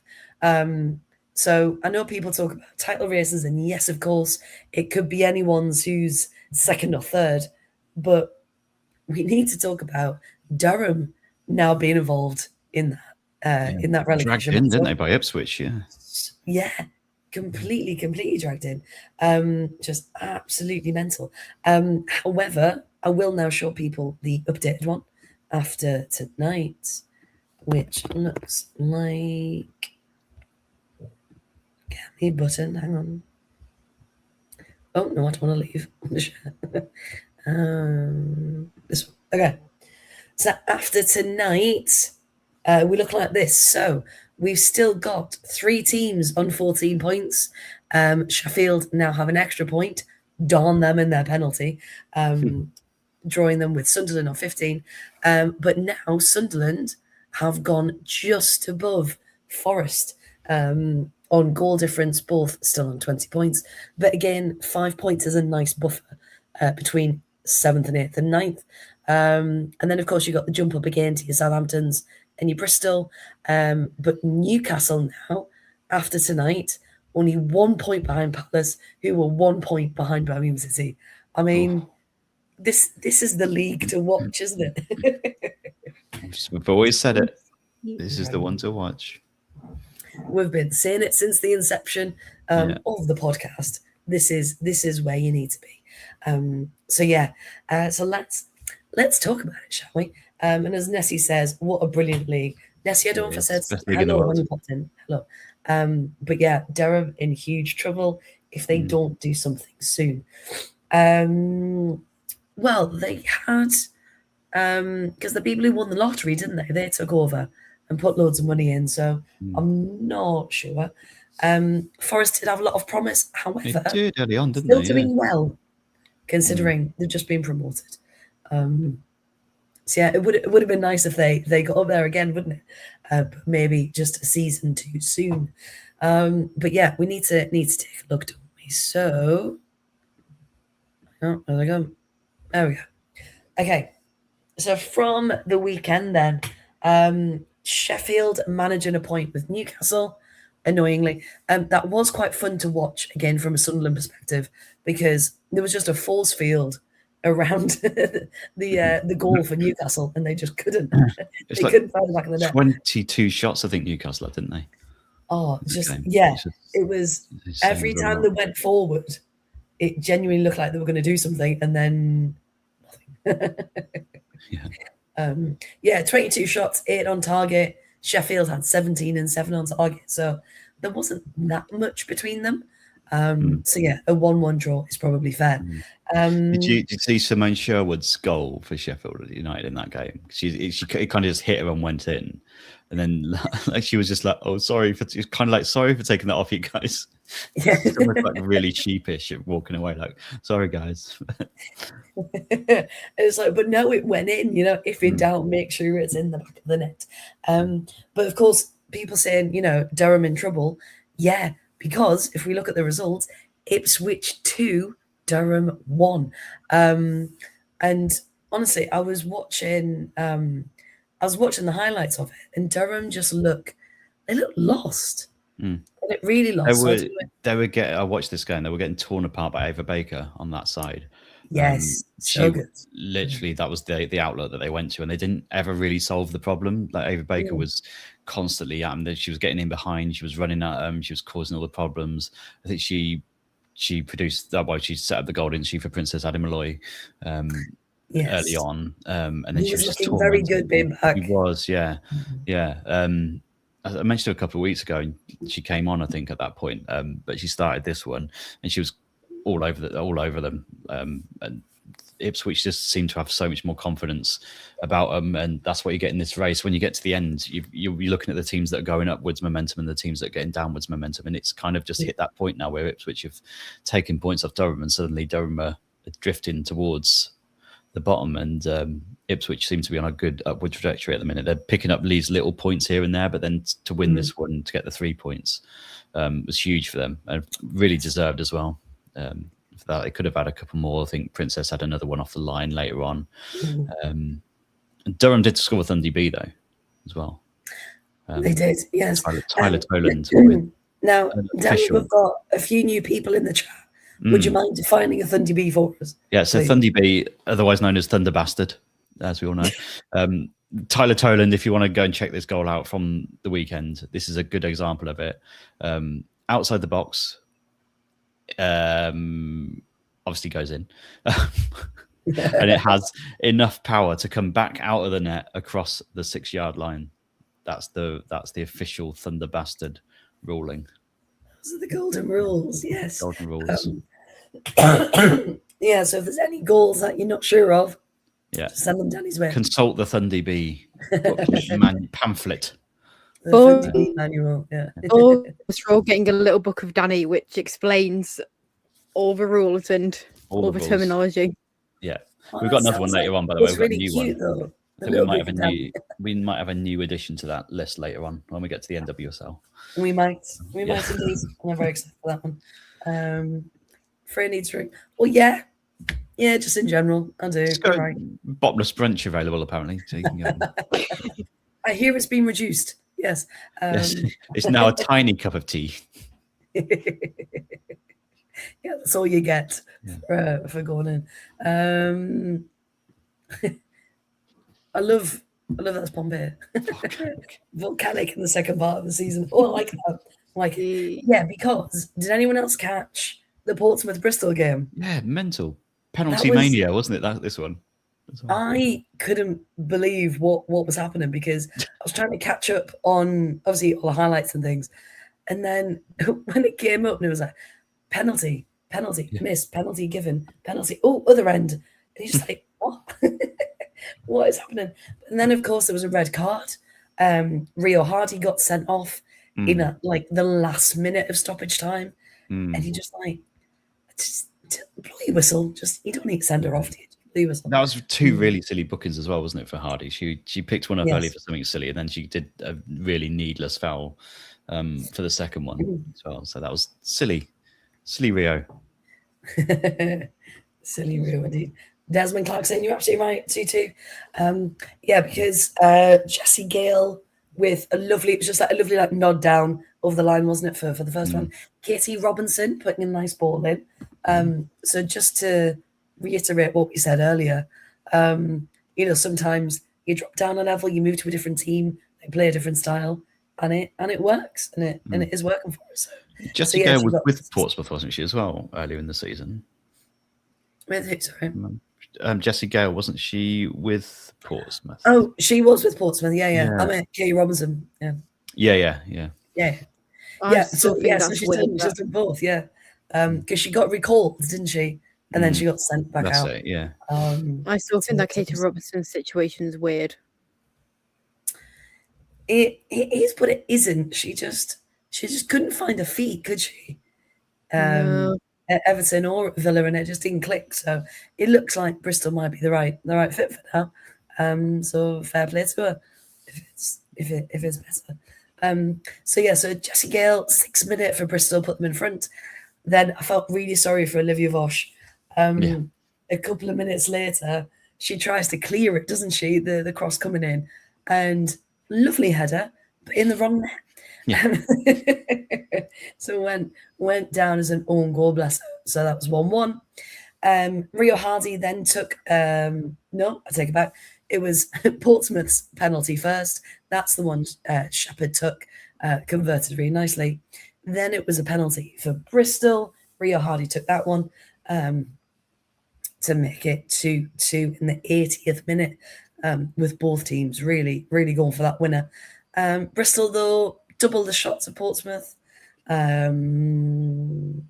triple the saves. So there was lots going on in this match, but the drama was the one I wanted to get to. The chaos. That's what we love. The drama, Llama. It's what we like. Crystal Palace with a pistol.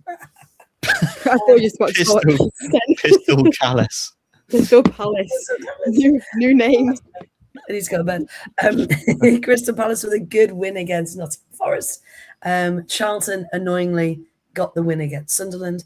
But I think if I remember rightly from what Graham said, Sunderland were really pushing in the second half. So it was a shame for them. They couldn't get anything from it. But fortunately for Charlton, back to winning ways. And yet Birmingham City, again, needed that win against Southampton. Because, again, as scores have gone tonight, that single goal there was vital. So let's have a look. Okay, coming up this weekend, all the games are on Sunday. I feel sorry for the Southampton fans that are having to make the journey for a 12 o'clock kickoff at Durham. Oh, I really do feel for them. Again, scheduling. Just no one thinks about this. Awful. Poor Southampton fans, we wish you well. So there are 2 automatic promotion spots, and the third one is a playoff. The third place is a playoff between third place and the bottom team in the WSL. And the WSL 2 team will be at home in that final or playoff, whatever we're going to call it. Playoff, play in. Play in. Yeah. But why? Looking at these this weekend then. So, I mean, Durham need points, but I don't know if they're going to get them against Southampton. Birmingham City need that win against Sheffield, but I think Sheffield might nick a point. Anyone stand out there for either of you two? I think Forest Ipswich, based on what we said before about, Ipswich potentially could do well. It's like we keep saying the league's so tight at both at the bottom end. It could go anywhere. All the games are going to be quite. It's a shame they don't do like a multi-screen for this, so you can just watch them all on. I know, mate. The Newcastle Palace game is huge. 4th against 3rd. When you look at that 3rd spot, Newcastle a point behind Palace. Goal difference is 1 between the 2 of them. It's so tight. And at Newcastle as well, it's going to be a big challenge for Palace. It's going to be a very big game. I'm going to try and watch that one, I think. I assume that'll be on some sort of telly box, will it? I'm assuming they're all on YouTube's. On the YouTubes. On the YouTubes, I think. Now, Graham's going to be at Ashton Gate, where results depending could be the day that it happens. Can it be this early, Graham? I didn't think it could be. So yeah, I mean, if it is, that's a huge weekend for Charlton. So if Birmingham lose and Charlton win, is that the way it happens? Yes. So too late for maths. So the 9 points clear. Yeah, I think that's just about then, isn't it? Because that would be a 12-point gap, possibly. Oh, Danny, how silly of us. We misread the message. How many teams are getting promoted to the WSL 2? Not relegated.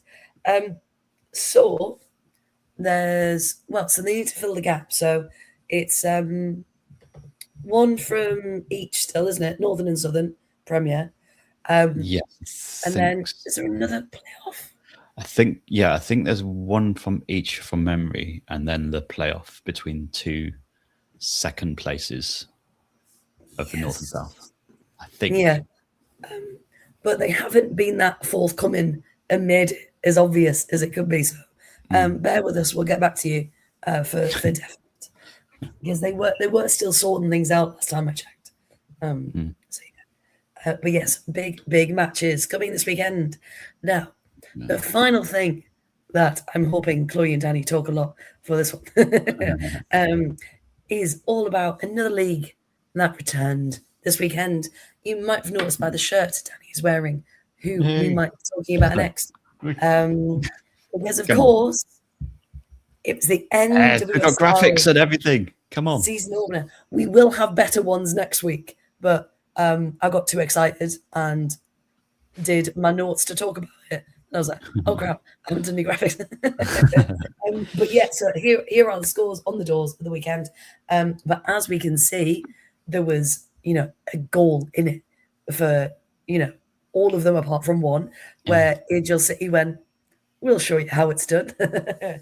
Surprise results as well, based on last season. Some big sort of surprises in there. Sorry, Claire. Indeed. So, no, Danny, I'm just going to hand over to you. You talk us through what you want to talk us through. Because like you said, there were some surprising results. There were some brilliant goals. And of course, thunderstorms as well. Thunderstorms as well, yeah. We get a lot of this as well in the NWSL. The storms making games last. Talk about that.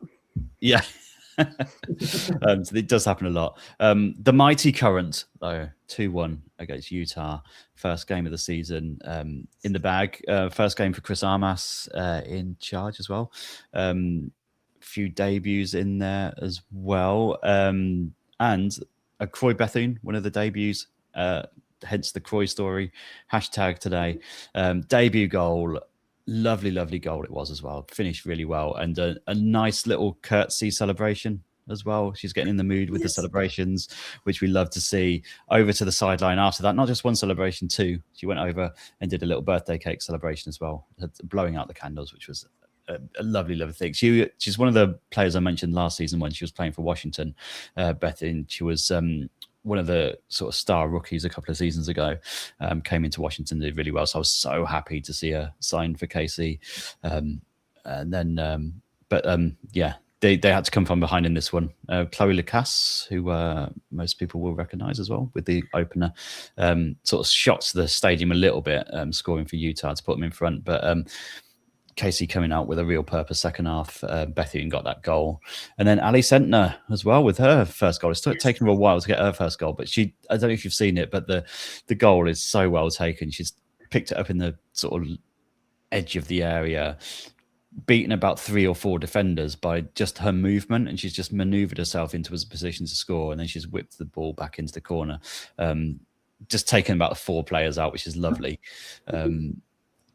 Such a brilliantly taken goal, and then holding out for the win, which I thought at the time, decent win, like 2-1 win against Utah. It's nothing massively special, but when you look at the other results, you actually think just getting that first win on the board is really key. And hopefully this season it's going to be top of the table and winning the actual championship this time, because robbed last year, I say. Robbed. Silly system. Silly system. Stupid system, isn't Finish it? top of the league and don't win the championship is silly, but that's for another day. You're gonna do both this season. Tamworth's not. There's a question there for you. Oh, there's a question here. Sorry. Yeah, that's the big question because Hutton's gone the other way. So that was always the big question. I've got so much belief in what Bethune has in her locker to replace that and to be a really, really good replacement. I think she's going to be the one. And when she gets the team up with Temor as well, when she's back from injury, that's going to be lethal. I cannot wait to see that kind of work in tandem. But yeah, good start. Very good start. Well, enjoyable. There's only one Hutton. I kept getting really confused because I was like, that's not Jodie. That's not Jodie Hutton. But slightly different players, but I think I don't know whether it's just the love of an attacker in me that just loves what Bethune brings to the table. No, she's no, I was. So for those who don't know, so Chloe and Danny have followed their teams for quite a few seasons now. I've always caught bits, but I've never really invested. Whereas this season, I've gone all in and I stayed up late and I was messaging Danny. I was like, yeah, we can do this. And then suddenly it was, well, where's kickoff? So obviously I thought kickoff, it says 8 o'clock. It's on there at 8. But of course, it's just guidelines, isn't it? Yeah. Yeah, it's just a rough guideline of it. Yeah. Never start on time. No, never. So now I know. So I don't have to be there on time. Because the opener was the Spirit versus Portland Thorns that was on the Friday. Yeah. Bobby Friday Vilms. night, wasn't it? Oh, Bobby Vilms back. Lovely to see him. Bobby Vilms. Bobby Vilms. Get a great start. Sophia Wilson coming back she's back for the first time as well after maternity leave. That was phenomenal. And Danny, there was also another special return, wasn't there? There was in this game. No, for Savvy King. Oh, Savvy King. Yes, sorry. Yes, she's back as well. So great to see her back as well. Sorry, where is my thingy gone? I've lost you. Where are you? Anyway, yes, she's back in action as well, which is great to see. But so much going on, isn't there? And Olivia Moultrie with a lovely finish in that game as well. Oh, that was nice. Yeah, it was nice. Because I clearly don't do enough in life. I decided to write an article that had match reports for all of the games because I'm that person. So if you do want any more information on these matches, whole115yards.com is the latest article I've written. And it's all on there. Everything's debriefed, goals and all sorts. But yeah. While we're on Savvy King, the Angel City as well. I watched that. I stayed up to watch that game because I was quite intrigued by Angel City. I think they're going to be a bit of a dark horse this season and probably not the biggest of challenges to say, so to speak, against Chicago, but impressive showing anyway. And Mayara, the Brazilian, I thought she was so impressive. And when you look at next year with the Brazil World Cup, you think she's going to be really pushing to try and get in that squad. She is one to watch this season. So check Angel City out. They were so impressive, like the way they went forward, the way they played, the way the control that they had as well. Really, really impressive. So not too many people talking about them, but I think they could be a dark horse based on that. Well, they should, yeah. But Chicago looked awful. It might not. As I say, they might not be the best barometer, but got to get the job done still. And they're the only ones that have kind of gone out there and really hammered someone. Because it felt like all the other games, there were just force fields around the goal, and no one could quite get that clinical edge yet. And it was just moments that they took. So yes, just to double check. So Danny's obviously Casey Current with a shirt on. Chloe's Orlando Pride, although not the happiest after the weekend. I'm going for Denver Summit, brand new team. I was leaning towards San Diego Wave, but Dree's gone missing, so I don't like him anymore. #3. So I'm firmly Denver. So I'm going to start the petition of where They did well. where's green. Just to mention Boston as well. 30,000 in attendance for that Yeah. game against Gotham. Coming up against last year's winners, but yeah, okay, yes, they won. They won the trophy. At home, big atmosphere, loads of new players, so a lot of kind of teething problems, I think, in the squad a little bit in terms of how they played, but to get 30,000 out there shows what kind of pull the game's got, and to this has been a project for a couple of years now to get this Boston team going. But I thought they put up a really good fight, so they're an interesting one to watch. Yes. Isata Traore as well, first Malian to ever play in the NWSL. Nice little story there. Yes. She went off injured, but she got some game time. Yeah, good performance from them and from Denver as well. 2-1 at Bay, not an embarrassment. So be good to see how they do. I just like how both of the new teams both got red cards. Yeah. They did. Boston were quite like brutal in the challenges and stuff. They were saying, right, we're here. Come on, let's have it. I enjoyed it a lot. I just found that really funny. How it's like, we're making our debut. We've got to make a great impact in the league. It's our debut. Let's just get some reds and really make our name. Let's get into them. Let's make an impact. Yeah. But was anyone else still confused about Janine Sonis? That just blows my mind every time she's mentioned. But it wasn't Becky. Yeah, I'm like, but yeah, I mean, she was fuming that she got the card, because she was like, "But I didn't do anything." It's like, your studs were up. of course, you're going to go off.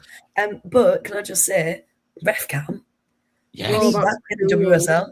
Yeah, that's incredible. I absolutely love that. It's really so cool. Really good. Chloe, unfortunately. Yeah. Should we talk about Orlando? Because it wasn't as if they weren't creating. Because, I mean, Rob Banda, fantastic news there. She's off the season-ending injury list, which I didn't realise was such a big thing in all their press conferences. She's off the SEI. So, yeah, I mean, but overall, it was a good first game. Just unfortunately couldn't get a point. Yeah, do you know what? I'm not actually mad about the performance. Also considering the circumstances, because there was a almost 2-hour weather delay as well, because there was thunderstorms happening in Orlando. They played the first half, and then there was a weather delay after the second half because of, obviously, there was like a really big thunderstorm. For nearly 2 hours, they sent everyone, all the fans, I don't know the attendance, but they sent everyone who was watching into the concourse for 2.5 hours just to like stand there. Hey, could have done with an all-you-can-eat brunch, couldn't they? The brunch would have been perfect for them. Imagine that. But my favourite thing was the stadium kept tweeting, okay, if the weather ceases at this time, the players will be out at this time, and then we'll kick off at this time, and then there'd be another like strike of lightning. It's like, okay, so that's now been... We'll now bring them out at this time, and then warm-ups happen at this time. You can exit the concourse at this time. Okay, no, there's been more lightning. It was honestly almost 2 hours this went on for, and it's like, do you know what? I'd say just stop, like play the second half at a different date. Like that'd be much better, because it was the weather delay was just not it. But I mean, who else but Jess Fishlock to open the scoring? I mean, she's an incredible player. To be fair, Anna Morehouse as well. She was insane. How many times have I said here, Anna Morehouse for the Lionesses? Well, I know she's for them now, but get her in like between the sticks, because she's insane, and she's nearly 6 foot as well, which I think also really helps. She made 3 diving saves in the first half to keep it 1-0. Raphael, who used to play for Arsenal, found the net in the 42nd minute, but the goal was ruled offside because of a foul in the box. Nothing to do with us. The Yuming. Then just before half time, like I said, weather delay that lasted nearly 2.5 hours. Mm-hmm. You'd just give up at that point, wouldn't you? Well, it's got to throw you off, hasn't it? Like, honestly, I'm blaming the loss on the weather. Do it. As a normal person would. But yeah, 2.5 hours for. It was the Seattle rain that were coming as well, so maybe that was it. For 2.5 hours. Barbara Banda of the Our Babs got a goal. So happy to have her back. Her 26th goal for the Pride in all competitions, and her first goal since August 16th, 2025, which also happened to be her last match, which was insane. We also saw this game a couple of debuts. We saw Seven Castine, Regan Rabbi, and Sully made their Washington debuts. We had Hallie Mason, Hannah Anderson make their Pride debuts. But yeah, and then obviously we conceded a second, which was Brittany Ratcliffe in the 83rd minute, which was really frustrating that it's so late. Like, I don't know if it's just the journalist in me or it's whatever, but who hates late goals, but I'm just not a fan of for last 10-minute goals, because it's just, I'm like, it just. I thought you said, I don't know if it's the German in me.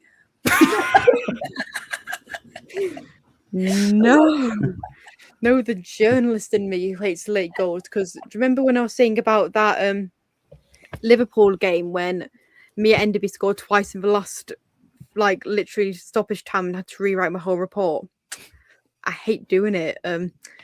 So I don't know if it's just that, because I have to rewrite stuff, I don't like late goals, or whether it's just, I don't know, I just don't like late goals. Whether it's my team or a different team, a late goal just doesn't interest me, but I'm just not a fan. But no, we played really well. I was really happy with the quality I saw. I was really happy with the way we played.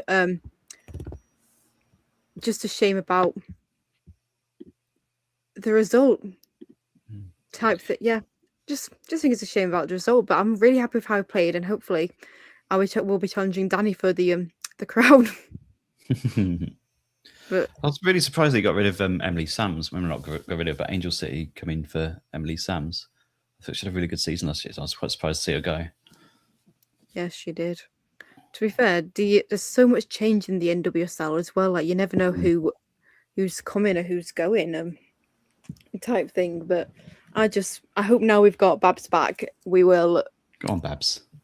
We love Babs. I'm really happy that she's got an hour in front of her name as well. I feel like she's fully deserves our Babs. Our Babs. Yeah. Oh, it sounds like you're talking to someone. Our Babs. Although one thing about Angel City, or is it Angel City? I can't remember. Is Sydney LaRue's been out for ages, and I don't like. I know it's like a personal leave, but it feels like this has been happening for so long. Like, is she okay? Is it an injury? Is it like? I mean, I fully understand personal reasons and fully get it, but where has Sydney LaRue gone? # where's Sydney? Where's Sydney? Where's Dree? Yeah. Where's Dree? Where's Sydney? Yeah. Where have they gone? Because she's been placed on the season-ending injury list already. Because she was on it a lot last year for the personal reasons. Now she's on it again for personal reasons. And I'm like, well, I really hope she's okay, because I think she's. Well, I mean, I really liked when she played for the Pride. And again, just adding on to that, players you forgot played for your club. I did not realise Steph Catley played for Orlando Pride. I thought you meant now. Oh, not now. A while ago. I was just they posted something about it, and I was like, when did that happen? When was Steph part of Orlando Pride? Weird. Yeah. Because I think for me as well, the water was not. Oh, it hasn't. From the snippets I saw from last season, players have obviously changed. So I was like, wait, what's going on? So trying to write the match reports, I was like, right, I'm sure they played for them, and then they've gone here, and that's a transfer. I can't see Alyssa Nair staying at Chicago, because she's far too good, and she was so angry that they were conceding because her defense were non-existent. So yeah, I think every team had something about them, but Chicago for some reason just looked, like we said, just looked a bit lost. So I hope it's a one-off, but considering their previous, maybe they need a good shake-up for this one. Right then, apparently Seattle players still stuck in Orlando. Oh, Will they play Friday? I think they play Portland, I think, don't they, in a couple of days' time, Friday. So. Oh God, again. Might not be. So yeah, so fingers crossed they get home okay. Do we need to talk about Ashley Sanchez quickly? Yes, we do. As we alluded to earlier, Ashley Sanchez, Freya sent me a message saying, was Ashley Sanchez's second goal a floaty L? I've had another look and a browse through the pamphlet. I feel like it's more of a chipped dink is what I've come up with. That a chipped dink, so Chippy D. Chippy D, we're going with that one. Official rule book is the stamps down on it. Chippy D, first one of the season. Chippy D. I love it. Yes, so we've now got Thundy B, Floaty L, and a Chippy D. And a Chippy D. If you'd like to pre-order the free book, like to pre-order the little book of Danny, you can do so. So yeah, so some big matches coming up in the NWSL. We appreciate not all of the games are at a friendly time for us here in the UK, but they're pretty good and pretty quick at highlights, aren't they, for these games?